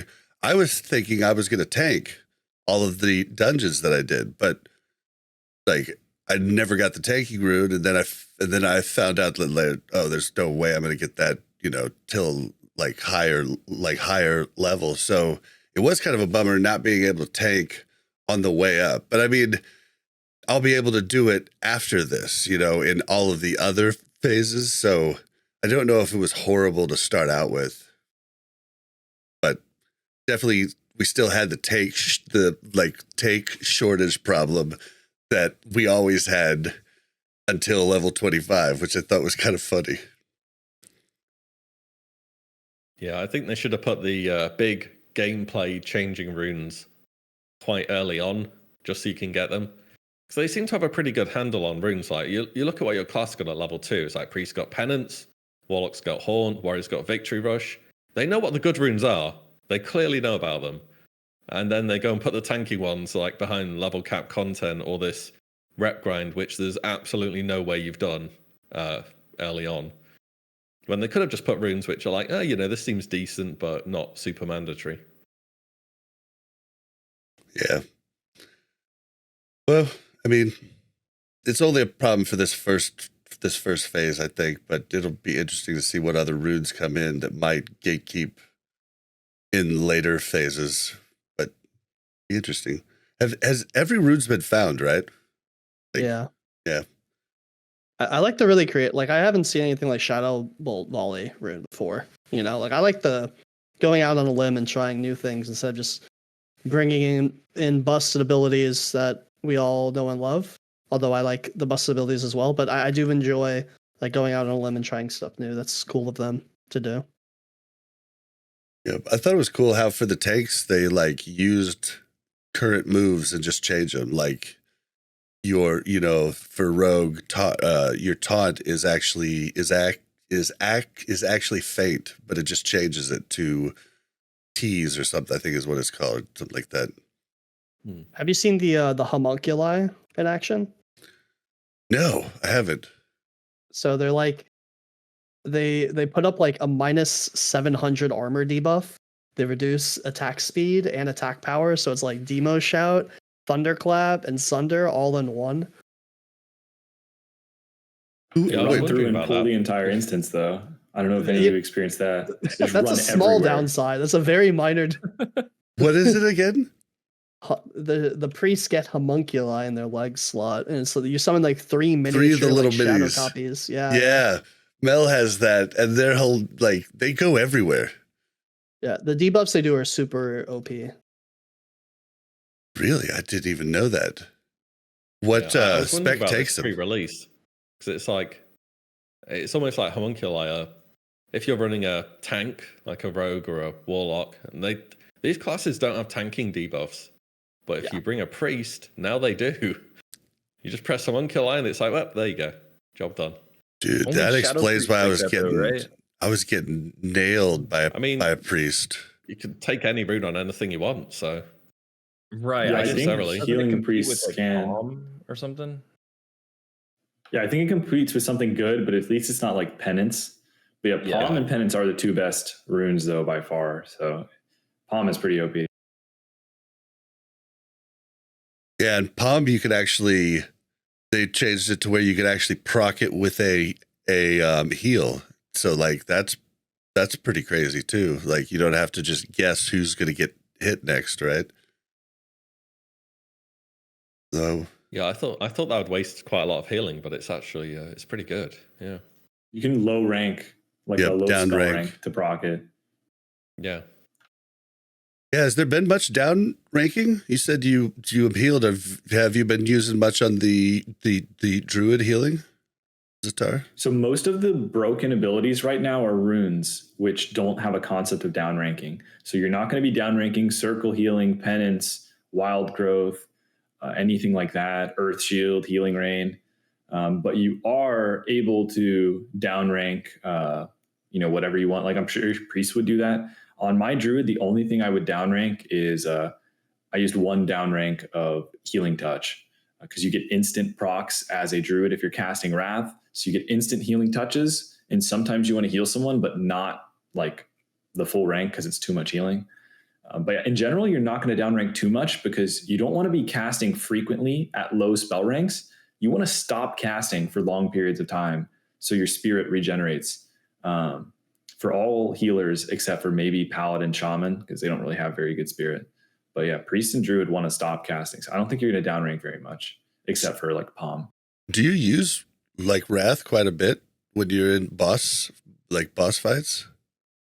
So the only other option on that for healing druid right now is living seed, which causes your crits to do things. But resto druid wild growth cannot crit. And that is a very high percentage of your healing. And then you also have like some hots and stuff. So I think living seed is just not that great. And I think the instants from instant healing touches from wrath are better. So yeah, you're basically casting wrath any second that you are not actively pressing a heal on someone. But then, you just mash it. But then you said sometimes you don't want to cast like for the mana regen 5 second rule. So that only applies to spells that actually consume mana. So things like Life Tap historically don't trigger it. And then also Wrath does not trigger because it doesn't cost any mana. So you can keep blasting Wraths. Okay. So when I say you got to be careful and stop casting, Like priest can still wand and you can still wrath, but you just can't spend mana, or your spirit regen stops for 5 seconds. What's your DPS like? It's not great because Wrath doesn't really do any damage. You can look at Balance Druids to see how much damage a Resto Druid will do. You're going to do less than that. So it's actually very underwhelming. It's very low, but it's better than nothing, and it adds up a little bit. Okay, cool. All right, so the Blackfathom Deeps, Sharpening Stones, and Mana Oil. So is the Sharpening Stone just not really worth it for any of the melee classes that don't dual wield because of Wind Fury? I've only heard of it being used if you do not have Wind Fury or if you are a dual wielder. Like I hear rogues put it on their offhand over poison right now, in that it's supposed to do more damage.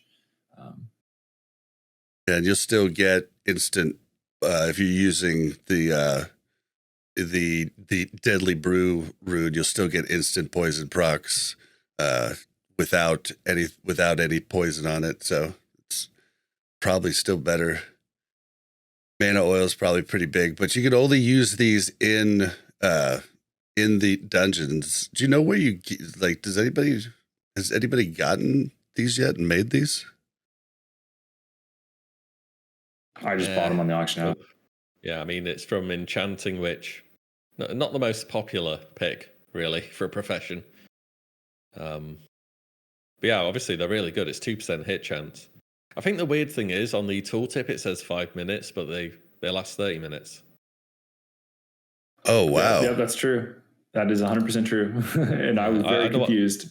Yeah, when I read that, I was like 5 minutes. I was thinking, well, that would suck. Kind of sucks. Yeah, that's it's one per boss kind of thing. But 30 minutes, it's well worth buying. 30 minutes when you've got BFD on farm, you're flying through it. That'll be one per raid, super cheap. So yeah, definitely buy them. There's so many consumes too, and rum is super OP right now. Like getting 15 stamina that you could stack with food buff too is pretty nuts, man. For this level or something. Yep. Yeah, there's 3 different kinds. There's one that gives you 5, one that gives you 10, and one that gives you 15. And you only have to deal with the drunk thing for like 30 seconds or something like that. Is it expensive right now? The Rumsey Rum, the 15 stam? The 15 stam was going for about 12 yesterday a piece, but then it's about 5 silver for the 10 stam one, and then it's under a silver for the 5 stam one. But I used them all while leveling up. It's huge. That's not very expensive to me. That's 8 silver to 12 silver for Rumsey Rum. That's pretty good. Yeah, but it only lasts for 15 minutes though. Is the only bummer, but still, it's huge for this right now. It's huge for it leveling too. But I'm going through now we have all the buffs back again, and there's so many different buffs you can get and different things. Like before we zoned in, we went and got the buffs from camp, what's it called? And then used those for the first start of the run, which was pretty nice. All right. Yep, and of course the Chronoboon's in the game as well, right? Yeah. Oh, yeah. Which are a bit unexpected, but yeah, if anyone doesn't know, you can get it from a reagent vendor for 20 silver. Yep. So you can and it does get your Boon of Blackfathom, get your Dark Moon Fair buff, boon them up. I'll get the one from Ashenvale too, another 5%. Absolutely blast the raid. Well, and it doesn't say in the tooltip, but it does store the Blackfathom Deeps one. The tooltip is still the old tooltip, so it only says the ones you had before, but it definitely works because I had it booned before raid just last night, so I was curious what all it worked on. Is the BFD buff only working in Ashenvale, or will we be able to bring it to like Gnomergan? I don't see that's a good question. Yeah, I've been asking that, and I'm not sure how that's good because that'll be another world buff. Everywhere in the world. Yeah, I've seen the movement speed work everywhere. Like, I've seen people Yeah. zooming past me, and I'm like, how are they so fast? And I mouse over them, and I'm like, oh right, yeah, they've got the buff.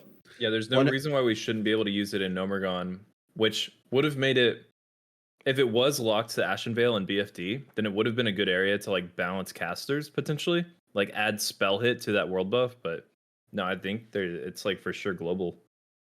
Oh yeah, I think they should. Still buff it, though, for caster. They give it melee crit, they give it spell crit, and then they're like, yeah, but give melee a bit of attack power as well. You know, we need to keep them up. Makes no sense. Casters now they're good. They've got some crit. It should get spell power. Also for healer, like especially the hot healers. Like if you're a resto druid, why would you even get the buff? It's like I don't care about crit, and it's just like why is it so impactful for someone else and so bad for me? It's like classic world buffs all over again with like it's literally just favoring melee so much. I wonder how it's gonna look like with all these, like if this stacks with like Songflower and all the other stuff. Like imagine I know how it's gonna affect like the meta as we know it. If we get like another buff with Nomergan, for example, and then you'll just have like 10 world buffs going into Nax or something. How interesting that would be. Yeah, they remove the buff cap and it's just absolute fiesta. You have people like, okay, guys, we're all going to do a quick BFD for the buff. Quick Nova. Quick Scarlet Monastery. Yeah, I know. Let's go through, get all the items from the last boss. There's going to be... They might stop them from working. They might say ineffective above level 40 or whatever for the previous tier. People are going to be like leveling to 25 to like get alts like a drop the buff or something. Yep. Well, it's like War Chiefs all over again. It's repeatable though.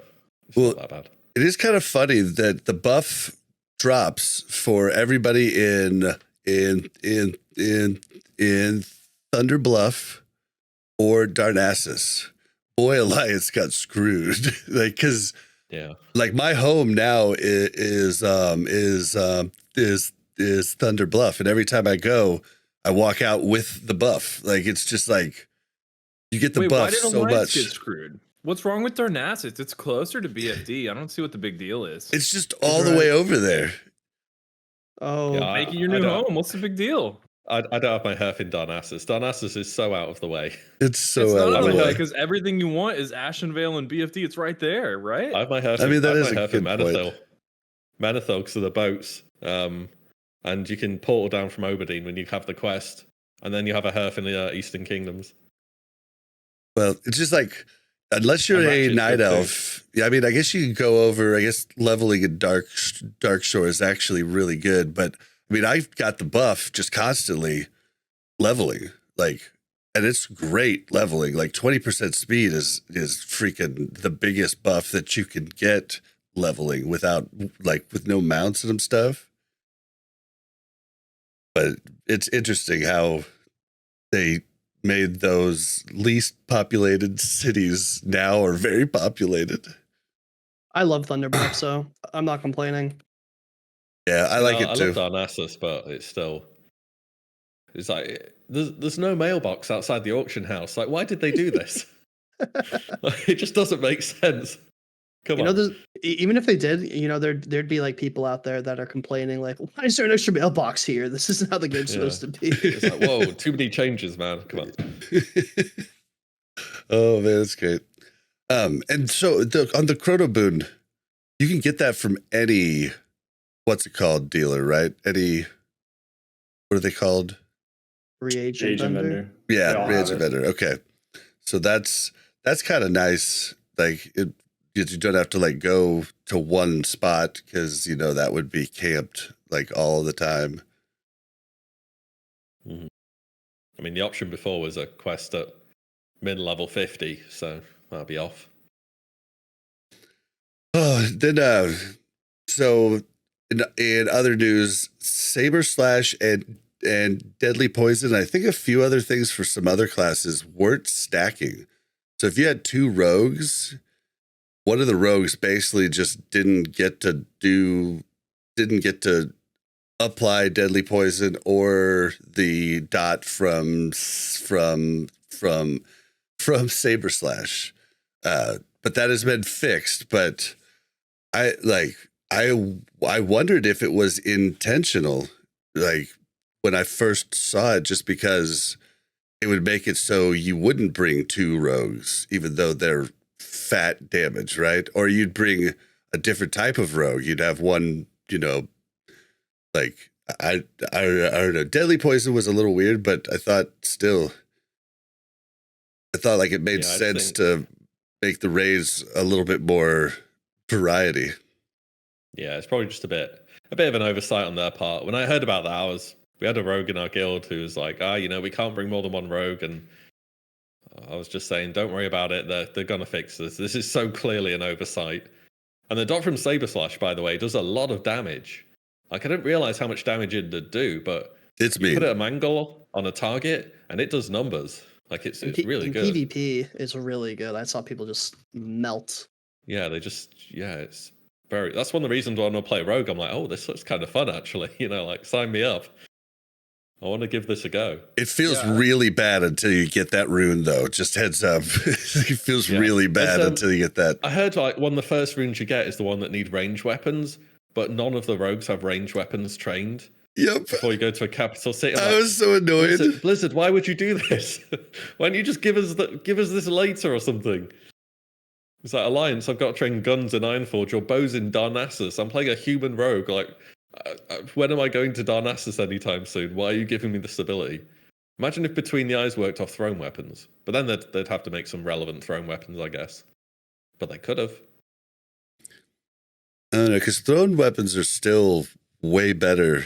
Like, although lots of the one shot, the quick shot or whatever on Rogue is pretty quick. It's not instant, but it's pretty quick. Like, you don't have to wait the full time for the gun or bow to shoot, like you don't have to wait the cast time. You don't need to stop. You just keep like running and press the button and it fires. Yeah, and you can do it on the move, which looks cool as hell. I will say, like, it looks cool as hell when I'm running up and I just shoot them and then I go into my rotation. But yeah, if it was on thrown weapons, it might be a little too overpowered. I don't know. Yeah, I mean, the thing with thrown weapons are they kind of didn't make good ones. Are there any thrown weapons with stats on? Past a certain level, they're really good right now. But past a certain level, they really fall off. I don't remember. I don't know. Did we get any? We did get thrown weapons, and like there was one that would drop in. Am I crazy, or was that just bullets that would drop in Skolomance? I feel like there was a blue thrown weapon that had like 200 charges. It's LBRS. right? I think the troll guy drops. Yeah, but they don't have any stats still. Yeah, the stats is rough. Right? That's the problem with, because you can get a gun, like you can get precisely calibrated boomstick, and that's like 14 agi, which is insane. But there's no thrown weapon equivalent. They're just some damage. Well, I mean, they could always add them. Anyway. They exist in TBC and in Wrath as stat sticks, and you just repair them. Yep. Why not? The only thing is in those, maybe they don't like the ammo component, that thrown weapons just don't take ammo in those games. Maybe you have to repair it after 200 throws or something. They could add that in. I'm not sure. Or have to buy a refill from like have an engineer that makes like thrown weapon refills. I don't know. Interesting. Thrown weapon holster, and you need to refill it. There you go. Problem solved. It's kind of cool RP wise. Like I would, I almost want to. I would roll it rogue if I could just like throw the weapon. I mean, it's more roguey, isn't it? That's why they started with thrown weapons, not a gun. Because your rogue isn't about to pull out a shotgun and shoot someone. They're going to use a thrown weapon. I don't know. I always thought rogues should have had like a semi-ranged build. Like I always thought that from like day one. I thought like they should have had a build like that had semi-range. So this is kind of cool for me. I don't know. Maybe they will. That's the thing. Maybe these abilities are step one of your ranged rogue dream. Maybe. Yeah. Potential is there. They can do whatever they want. We're at their mercy. Yep. All right. So the last thing, Ashenvale PvP has been changed a bunch. Like it keeps going through changes, and I still haven't even done it. Like, have you guys done it? I haven't done it at all. I like the changes. They're making it so it's not like AV Zerg meta, and they're taking care of that. I do like sooner that, rather yeah. than later. So it makes it more fun, like more incentivized to play defense, not like complete the objective, get your rep, and go home, which is what, we min-max the hell out of it to get our rep and get off. Yeah, having the mount is really nice there too. You only need friendly to get the mount, but if you're not winning Warsong. Yeah, I've done the event. I did it when it first came out, and it's developing its own meta around it. Like I could probably do a whole video already on how many changes there's been. But at the start, you just brought all your raid groups to where the enemy boss spawned, and the battle lasted about 15 seconds. I don't know what they were thinking, and then it was over. But now it seems like at least you're going from one objective to the other, but still it's pretty fast from start to finish. I don't know. It just seems kind of hard to balance because it's kind of like AV in a way. We are going between the objectives, but unlike AV, you can prepare as many people as you possibly can in advance. So realistically, if one side has 5 raid groups and the other has 2, the battle's already over before it's begun. It's like starting AV with 40 versus 20. It's just not a competition.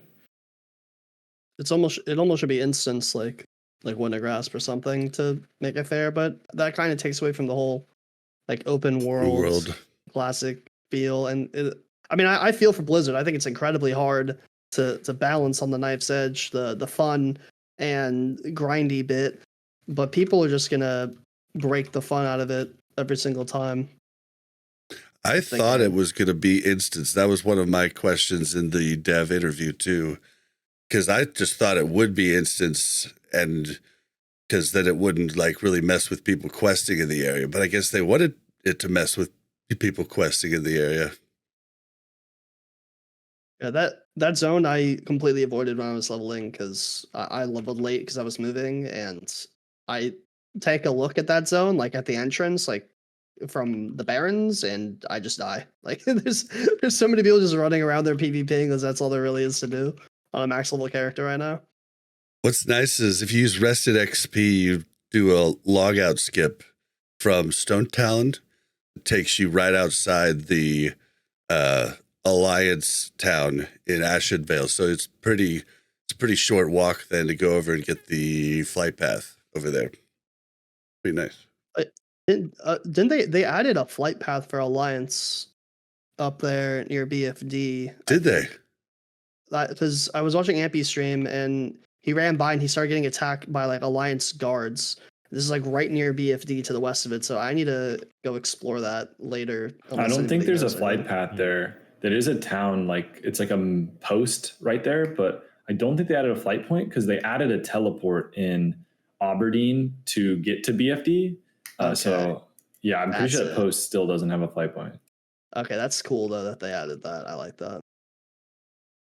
Wait, they added so we have to walk, and they just wait. teleport Do you not have there? a flight point at Zorangar? I thought you did. We have he wants a teleport as well. I was just like, well, we still have to walk a little bit. Like, wait, you still have to. Oh, you have to walk for a minute. Okay, that's all right. Oof. That must be tough. I'd have to do some like epic journey from Aberdeen every single time. it's not that. Yeah, far. I didn't even thought that Horde had a teleporter because I'm like, yeah, they don't need one, right? They're like right next to the raid. Yeah, maybe they'll throw some bone next phase and like help Horde out for getting to Nomergon because that's gonna be a schlep. Well, there is a teleport true already for Nomer from Booty Bay. Yeah, there is one already. There is? Oh, what? Yeah. And we're Gucci, man. I feel It's good. it's a level 40-ish zone, so yeah, it's problem solved in advance. Unlike Alliance getting to Scarlet Monastery, of course, enjoy your walk. Yeah, have fun with that. Yeah. So, by the way, another thing which I hope. Tell me about. is, Hold on. Tell me about this teleporter in Booty Bay. Is that engineering thing? Right there by the engineering end? pad. It's by the repair right outside of the inn. It's always been there? How do I not know about this? You do a quest before Rig Wars that literally tells you about the teleporter and to take it, and you have to do that quest to get Rig Wars, which gives you Trip Runner Dungarees, the good pants. So you I must have done it. I must have done it then. Yeah. And just forgot. You gotta read your quest text, man. Yeah, right. But I was saying, what I hope they change is, you know how when you go Scarlet Monastery as Alliance on a PvP server and you're force flagged and there's Horde who aren't flagged, or vice versa with Nomagun? I kind of hope they flag both the zones, because it's kind of unfair on PvP servers for one faction to be able to initiate a fight. I get why these zones are not force flagged, because they're full of lobies and they don't want level cap players going to clap them back to the graveyard. But maybe in the actual sub-zone of the raid, they could auto-flag you. Yeah, I didn't think about that. It just seems fair. I mean, I'm on a PvE server, so I don't really care either way. But if you're on PvP, it's I guess that's what you've signed up for, right? And if you can just choose your fights every single time, that's a bit odd, I think. It seems interesting. Everybody said that they, screwed up and they would have went PvE, but it seems like everybody still went PvP for the most part, like the majority of people. Right? People keep doing it. I mean, so, fair enough if you enjoy it and that's what you like, but I did it back in 2019, and at least for my first character, I know it's going to be on PvE. I might do some PvP ones in the future, though. Honestly, I think the credit mostly just goes to Shobek. I think he just brought the RP PvP at the right time and blew up at the right time, and everyone wanted to just immerse themselves in that for SOD. Yeah, it does seem a bit more engaging because there's just less level disparity. I guess the new disparities in the runes. But still, if someone's in BFD gear and has the epic sword and you're level 23, like you're going to the graveyard real quick. There's not much you can do about that. Yeah. Especially paladins, man.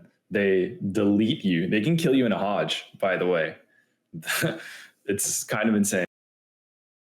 Yeah, when can we get the PvP trinket?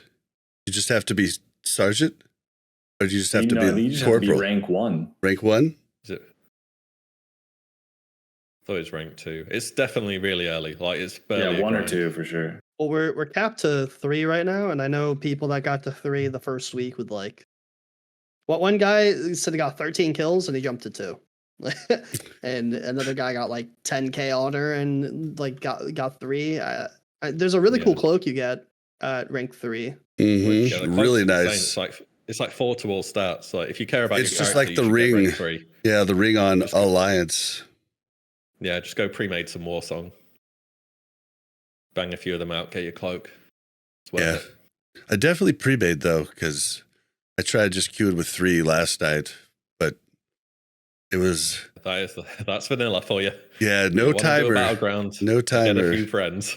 Yeah. Oh, and dude, these priests, they had 2 priests, and they were like healing priests, and they were just unkillable, dude. I couldn't kill them to save my life. Palm is so good. It's insane. Drove me nuts. I remember me and this other rogue jumped one priest, and we were able to kill him finally, but I died, and he was like a sliver before he died, or before the priest died, and we both opened up with Garrote and everything. Like it was like I just don't get it. They're just too good. Oh, all right. Well, yeah. So yeah, they buffed on the Ashenvale. They buffed the camp lieutenants, and basically you have to kill the camp lieutenants before you go to the faction leader, because the faction leader is basically unkillable. He's got a buff, and everybody around him, like all the opposite faction or his faction, have a super buff. So there's no way to kill the end guy without having killed the other ones first. But it's interesting because how's this battleground good, or how's this open world going to work in the next phases and the phases after? Because it's still going to be a thing, or is we going to have an open world one that's in Arathi Highlands, and then this one becomes no longer active? I think they'd continue it. I mean, I'd imagine next phase, like Stranglethorn might be a good spot to do it, or Arathi, Oh, I like think you they did said. say Stranglethorn, maybe. Oh, did they? Maybe they. I can't. Man, there's so much information everywhere. I can't even. I don't even know. I thought somebody said that though. They could do. They could even do Hillsbrad and do like a Battle for Terran Mill kind of vibe as well. Like anything like that That'd would be work cool. next phase. They hinted to. I was watching something. They hinted to something involving Stranglethorn Vale. Yeah, I next think phase, that's I what I think. saw too. But Which would be really cool. I feel like it's going to have to give Arathi Basin rep, right? Like, since this gives Perhaps. Warsong Gulch rep. Well, it only gives Warsong Gulch rep because it's an Ashenvale. That's where both like Warsong Gulch That's why I thought people are. Hinterlands maybe or whatever, but And like the Horde. not Hinterlands. Or, Arathi the Horde Highlands. Arathi Basin's like, isn't that in? Oh my god. Both of them are in Arathi Highlands. Alliance is in the Arathi middle, Highlands. and then Horde is at the east, the very east of the map, northeast. Maybe they'll add a new rep or something for it. I don't know. Reusing the old rep is a little.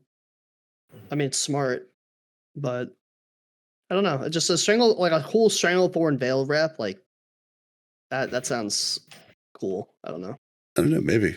Well, the thing is that the Warsong Gulch and Arathi Basin farms were just an entire bitch, in vanilla, and this seems like it's going to make like actually getting the Warsong rewards doable because of this open world thing.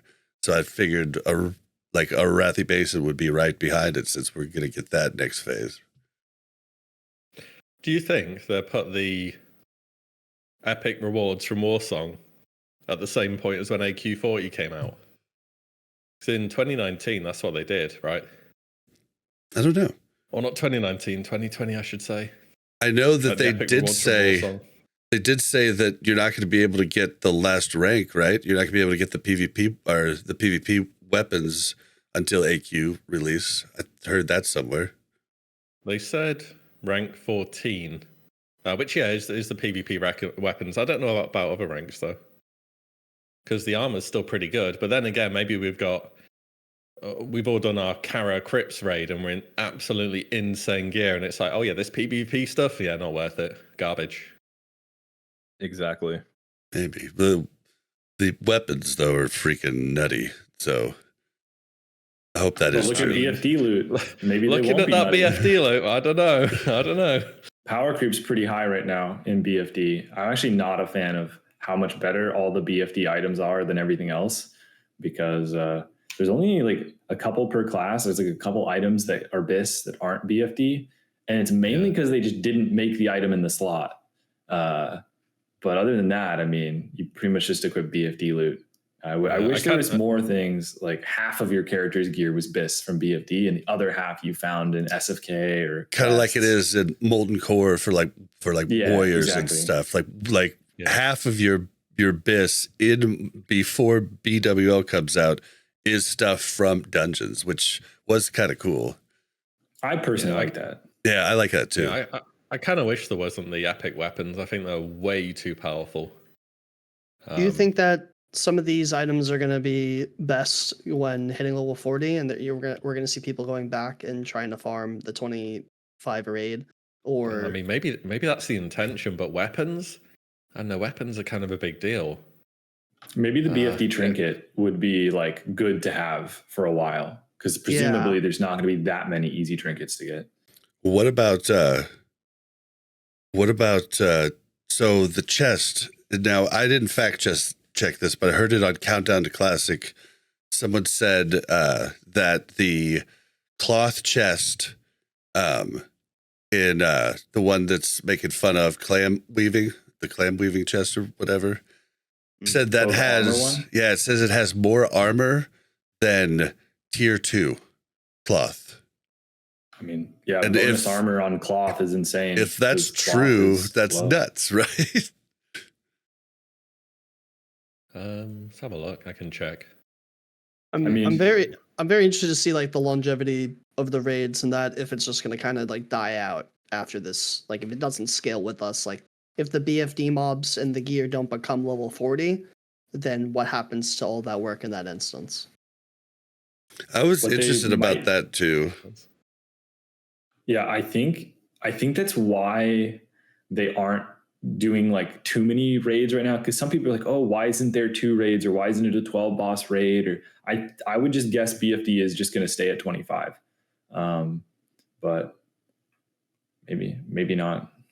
That Clanweave tunic has 1 more armor than tier 2. Okay, so See, that was right. Usually tank things Crazy. say like that they don't scale with bonus armor. So that is one thing they could do with Metamorphosis form, to just say that the increase armor by 500% is not counting bonus armor. They've done that for other tanks. That would fix that so that True. it doesn't scale up. Whoa, It's the same well, thing with let's- like druids. Let's not get too hasty, you know. Let's Yeah, give them yeah. some more armor. But like druids, their text says like from leather, and then like rings that have armor on them have always like never scaled with like druid armor stuff. At least the talent, the increases armor contribution from like leather. Well, and plus, like some of these items with plus hit, like plus hit is like one of the biggest stats of the game. I could see you know, if there's not other options that have, you know, more stats, I could see the hit items being very, very good. Oh, look at that. I just put in the chat. I Oh. found a reason to kill stitches on your Warlock. New best, boys. Oh, wow. Oh, I The saw fever. that. You think that's 50 better than armor. like 50 stamina or 50 health? Like there's like a 4 stamina, 7 int offhand you get from like the quests Ooh. inside of BFD. You think that would be better? I don't know. I don't know. Stitches. Well, fever. stamina- I It's don't know a what that weird would be play. practically. What is that? 500% on Yeah. that, though. Did you see the That's- comment? The that's top better, comment? dude. What's the top I think comment? the femur would be better. It's quite It's possibly possibly- the most useless Yeah, offense. the most pointless, yeah. Pointless offense. No, but you can get a dagger with 60 armor on as well. That's really good.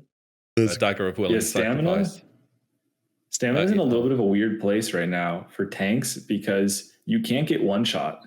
And so the whole point of stamina for all of WoW's existence is increasing your health pool so that you don't get one shot as a tank. And you just like can't in BFD. So I think stamina is like the Even- worst it's ever been for a tank. Even with rum and with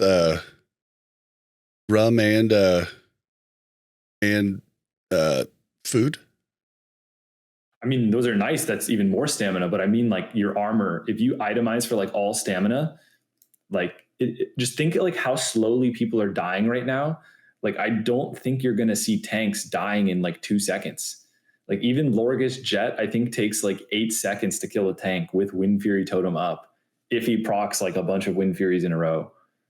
So right now, stamina, in my opinion, for tanks, all it does is just give you a bigger health pool for healers to wait longer to heal you, so they get a little more out of their spirit. But besides that, like I think tanks can optimize or itemize very aggressively right now, because I mean, if you have 1500 health and you're getting hit for 200, having 2000 more health doesn't really save healer mana that much. It doesn't really do anything if you're not using it. So excess stamina doesn't actually do anything. It just reduces your chance to get one shot. So if you can't get one shot, yeah, it's kind of weird. I was looking at itemization. It's a whole different world for tanks right now than ever before. It's also like you're more likely to die because some like shaman pulls threat because Earthshock does so much threat than dying to anything stamina related. So I've been seeing a lot of like meta warlocks drop, you know, the intuitive like 15% stamina you would get from talents and just going picking up Nightfall or something. And I think that's a really cool point that you brought up. And also, I mean, I guess just think about it in lower level dungeons, like at this level, like you really just needed a tank for the boss. Like, you know, like if mobs were on one of your DPS, it's not really all that big of a deal. Like, I just would have thought of all the tanks, I think stamina would have been the most useful of all the tanks on Warlock, at least for like a lot life tap spamming. Well, yeah, you have the most armor, so it just works out that way. Where, especially with like some of that armor gear, like the dagger or an offhand or something with plus armor, it's just you become so girthy that there's nothing that could stop you. Yeah, I don't know. It's going to be interesting to see how it goes. I think as we go up higher, it'll just be. It kind of feels like it'll scale kind of like the dungeons do. You don't really have to have a proper tank until the like late 40s, early 50s. I don't know. Like at the moment, it feels like if the Ret Pally, for example, takes threat, it's fine. You just heal them, and they're okay. Honestly, they'll live. It's better sometimes than the tank having the boss, because of the only thing that's dangerous right now is tank swaps. So like, yeah, if your Ret Pally just randomly pulls threat, I'd be like, actually, you know what? You keep it for a second. You take the armor debuff from the turtle, then I'll taunt back. Same thing with the Murloc boss. It does a stacking dot. Okay, DPS can get a stack. I'll taunt back after. It's actually like, I don't think anything, maybe the last boss hits kind of hard on, I haven't lost threat of that guy, but it seems like nothing right now hits very hard on tanks or anyone else who pulls threat. He hit me pretty hard. But I wasn't in the tank spec. I just swapped to the tank runes and I got blasted. Is it the turtle? No, the last, Ashenvale? the last boss. Yeah. But I don't know. Well, that's all I had. That's not all the news, but that's all I had down. Anybody have anything you want to hit on at the end of the show here? Any thoughts, concerns? Nothing too much. SOD is fun. Hope they keep changing things. I hope they just make fast changes with balance and stuff. That's basically it. Hopefully they help casters. Hopefully they change. We didn't talk too much about PvP balance. I think they need to take a look at that a little bit because there's a couple of things in PvP that are a little out of line right now. But hey, it's still fun. Yeah, I'm having a good time. And I got to get better at PvP. I've been getting my ass kind of whooped. Yeah, I just think everyone needs to make their exits from their Wrath of the Lich King GDKPs and start cutting back so you can play more Season of Discovery. And that goes for everyone. Pummels like, no, not my GDKPs. I've had a bunch of people that I know whose guilds have fallen apart and now they're just full sodding. They're not even attempting to find another guild. Like Wrath is in the back pocket over for them. We're looking for like 3 to 4 months of farming ICC. Maybe a Hallian pop up, but nobody really cares. So in all things considered, Wrath is the raid log simulator. Yeah. Didn't they confirm Kata pre-patch in August? I feel like that was confirmed. Something really late. It was either April or August. I think you're right about August. Yeah, so that means Wrath is pretty doomed for a while, honestly. It is dead in the water. There's a lot of people that are just like, I don't even want to go to raid. Like, it's the amount of whispers I get, like, oh, how many attempts are we doing on Lich King? Like, can we get out of here? Like, I want to go play Sod. It is at least like 6 or 7 people every single raid. Even in my guild raid, no one wants to be there. Yeah, I have fun once I get there, but I'm like, dang it. For yours that's tonight, I'm like, I want to play Sod, but I don't want to lose my spot. So I'm going, you know what I mean? Like, I don't want to lose my spot next week. Right? I usually have 40 signups by now for the raids next week. And one of my signups is at like 15. And I'm just like, I just might have to cut this raid. This is how it is. Damn. Speaking of which, I need to sign up for the next week. End of an era. Yeah, it's just, I mean, I'm still having fun doing the raid. It's just, I kind of wish, I was kind of upset that the buff was coming in, right? Like this soon. But now I'm with Jordy and wish just the whole 30% came in and speedrunners could just like start speedrunning and like I could get in and out and get back to side. I've been saying that forever, man. I kind of wish they also did the 30% all at once instead of like the partitioning, which it makes life it's weird because like I played Classic because I like to speed run. Like I've speed ran in TBC, I speed ran in Wrath, and now it's like we've had people quit because there's nothing to do for 2 months because speed running is what they like to do, and there's not a really way of doing it now. So it's a very awkward time in Wrath, and Sod came at the perfect time to kind of put a dagger into the throat of Wrath and gouge all those players that were kind of bored, and it's succeeding spectacularly. Yeah, and WillE just posted. Oh, the Sod dip. No. Yep. The last 2 weeks of dipped I was waiting huge. for this reset actually, and holy crap, I haven't looked in a minute, but whew. Look at that. Yeah, down 100,000 in 2 weeks. Yeah, 2 weeks. Wrath has dropped essentially a quarter of its active raiding population. 400k to 300k. Oof, that's a number. Well, and if they had done the 30%, I think people would just be like, "Oh, okay, I'll go." I mean, because did you guys like the 5% even felt crazy better? Like It felt like a lot this better, week. but like We still the managed fact to that they wipe it on decided to Lich delay King. it 2 weeks per 5% means we don't get 30% till February. Like, Think of the And who's going to guilds, care like, about speedrunning then? Yeah. the casual guilds? Like, what is the point of playing the game right now? It'd be better off just break a month, come back, and then we can actually kill things faster. Mm-hmm. yeah. But yeah, like I'm in what I would consider a pretty casual guild. We only raid 3 hours a week, and we do no PTR, and we invite literally anyone. And I think we're 10 out of 12. And people don't want to try. They keep leaving. They don't want to. Like, what's the point? We're doing things when it's harder, and they want to do it when it's easier. And it's like hard to get people to want to come to a raid and wipe for hours when they're not progression-minded players, and they want to come back later and just kill it for free. And I think most people aren't progression-minded players, right? Yeah. Most WoW Classic people. I would imagine people who are in guilds that are a little more competitive than yours, Zatar, but like ones that are progressing heroic Lich King. No offense, but guilds that are still progressing we're nuts. Heroic Lich King right now. There's no way any kill with any percent buff will feel good at all. It's all still going to feel cheap, like there's an asterisk on it every time. And then all the parsers at the high end who want to like do big damn and parse, everything from 5% to 25% is a sham. No one cares. It's just a really dead 3 months. I don't know why they would do it like this. Yeah. Yeah. And Well, people go like, can we just not pull? Can we just like, we'll get 5% next week. Like, why are we here? Okay. We got the boss to 20%, 15%.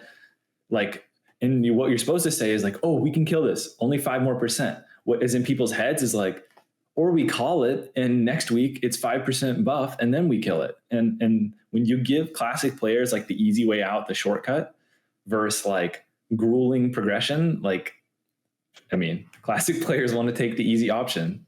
Always have and always will. Well, and if there's people like, I'm in what I would call a semi-casual guild, like we're we've been hit with, we've raid 5 hours a week, 2.5 hour blocks twice.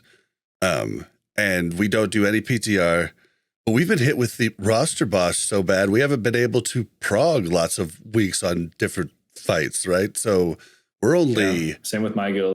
Yeah. We're only 9 of 12. We still haven't done Putricide or, Sidragosa.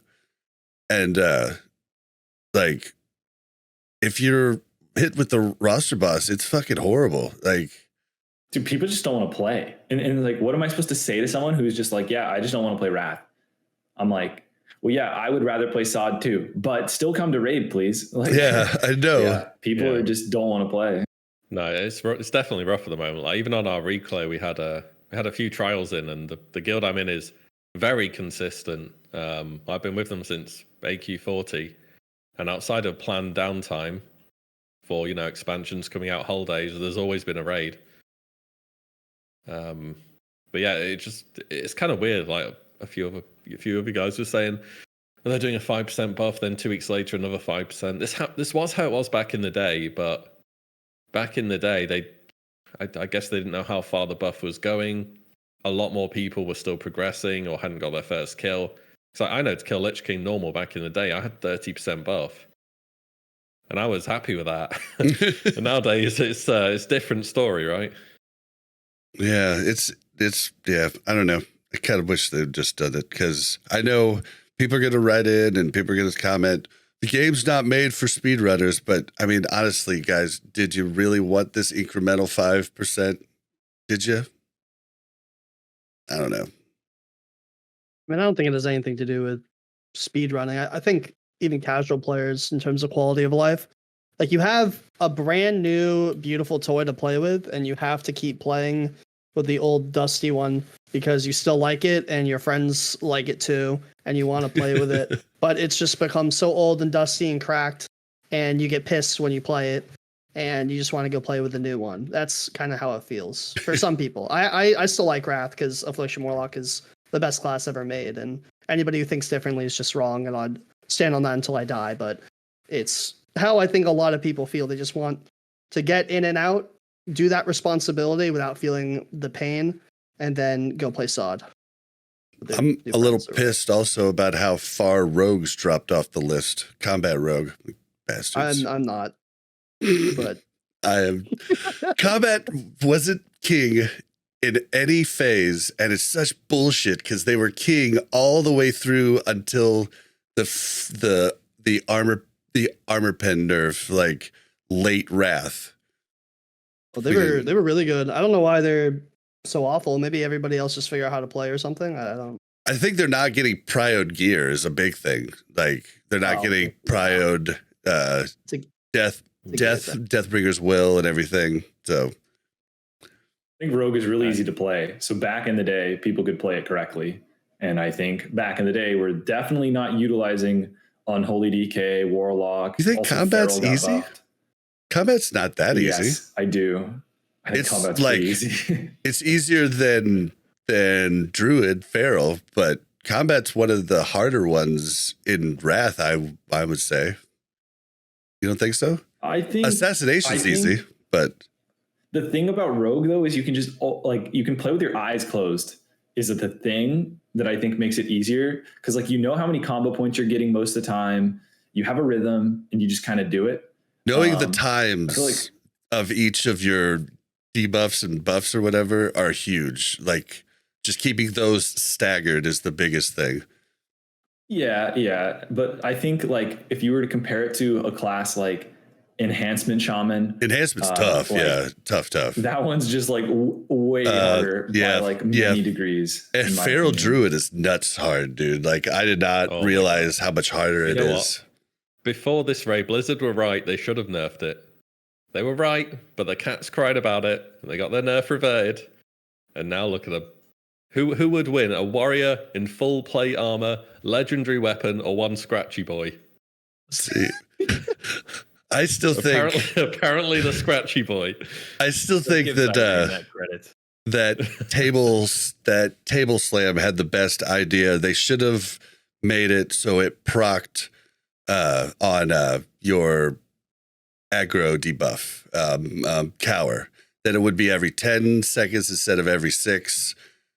Boom. And you'd also be helping your tank out by like lowering your aggro. So yeah, Ferals generate a lot of threat. Yeah, I thought his idea would have been great and a nice middle ground. Because I don't know about you, Rugsz, but playing cat, hitting fairy fire every 6 seconds doesn't feel good to me. Like, it feels wonky to me. It does feel a little wonky. I know what you mean. But the reward of having that omen proc is just so high that we take that W every time. But I know what you mean. Like, every 10 seconds it'd feel better. Like, it would feel better every 10 seconds, I think. But I could be crazy. Okay, well, I think that's gonna do it. Wrath is dead, guys. Sorry. We'll be back, later, but gonna be a lot of SOD talk. So hopefully the listeners are into that. We'll talk about Wrath if we had speed runs going, we could talk about who won the speed runs and stuff like that. But nope. All right.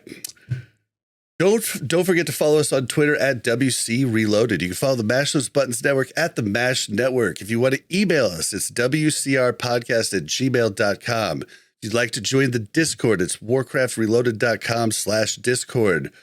How can you help us out? Leave comments on the YouTube. We're getting a decent amount of views there. And then also Spotify stars and reviews on iTunes. Stars on iTunes help too. Those are the best ways to help us. Any other way, Patreon and all of that stuff, you can go to warcraftreloaded.com and find all of the links there. And and if you guys are going to get a Rested XP guide, you can help us out with code RELOADED. And what about your guys' codes? What is your code, Pummel? Or do you have a code? For Rested XP? Yeah. I don't have a code for Rested XP. Well, how about you, Rugsz? Yeah, I got one. I think it's just Rugsz. RUGSZ? I think so. Let me check. It's just RUGS. Just RUGS. RUGS, all right. How about you, Zatar? I'm all natural, buddy. I don't even use Questy. Oh, man, you guys are missing out. I'm a WillE, role player. do you have Zatar, one? Just my name, WillE. WILLE. So support any of these guys. And these guys that don't have a code, I'm just saying, they're very generous with how much they give you in your cut. So you should check it out. Anybody can sign up for a code. So, but if you don't use it, it's kind of hard to sell. I just love the product, so I could sell it all day. Like I won't play without it now, which is a little bit of a handicap. But I mean, they, without going overly sellout, they giving you runes for free as well in the guide, by the way. Oh yeah, with the free guide is like up to 22, and the runes, runes are free. As far as I know, all of the runes will be free. Oh really? Going forward, that's cool. Allegedly, from what I've heard, but yeah, I know you could look it out, just install the add-on. If you're doing an alt, then you can see the runes for free, so you're not having to go back and forth on Wellhead. Should work, as far as I'm aware. Yeah, you can try it out. I mean, you can quest until 22 with it, so you should definitely try it out if you haven't. Free. All right, and is that all my housekeeping? I think it is. Okay. Pummel, where can we find you? You can find me at twitch.tv/ItsPummel or ItsPummel on YouTube. I mostly make Wrath content, but I'm just going to start stepping into Sod stuff and Kaz stuff when that comes out. So come and check it out. I really like Warlock and Warrior. Awesome. What about you, Rugsz? I'm on twitch.tv/RUGSZ, and you guys can DM me on Discord if you have anything that you want to talk about. Just Rug123. Awesome. Oh yeah, because Rugsz got hacked by my account. Poor guy. Yeah, Bob DMs me. He was like, Typical "Yo, dude, you should Bob. come onto the podcast this weekend." I said, "Yeah, sure, dude." And he was like, "All right, cool. Click this link." They got me the same way with someone I trusted. And it was early in the morning, half awake. It was rough. All right, WillE, where can we find you?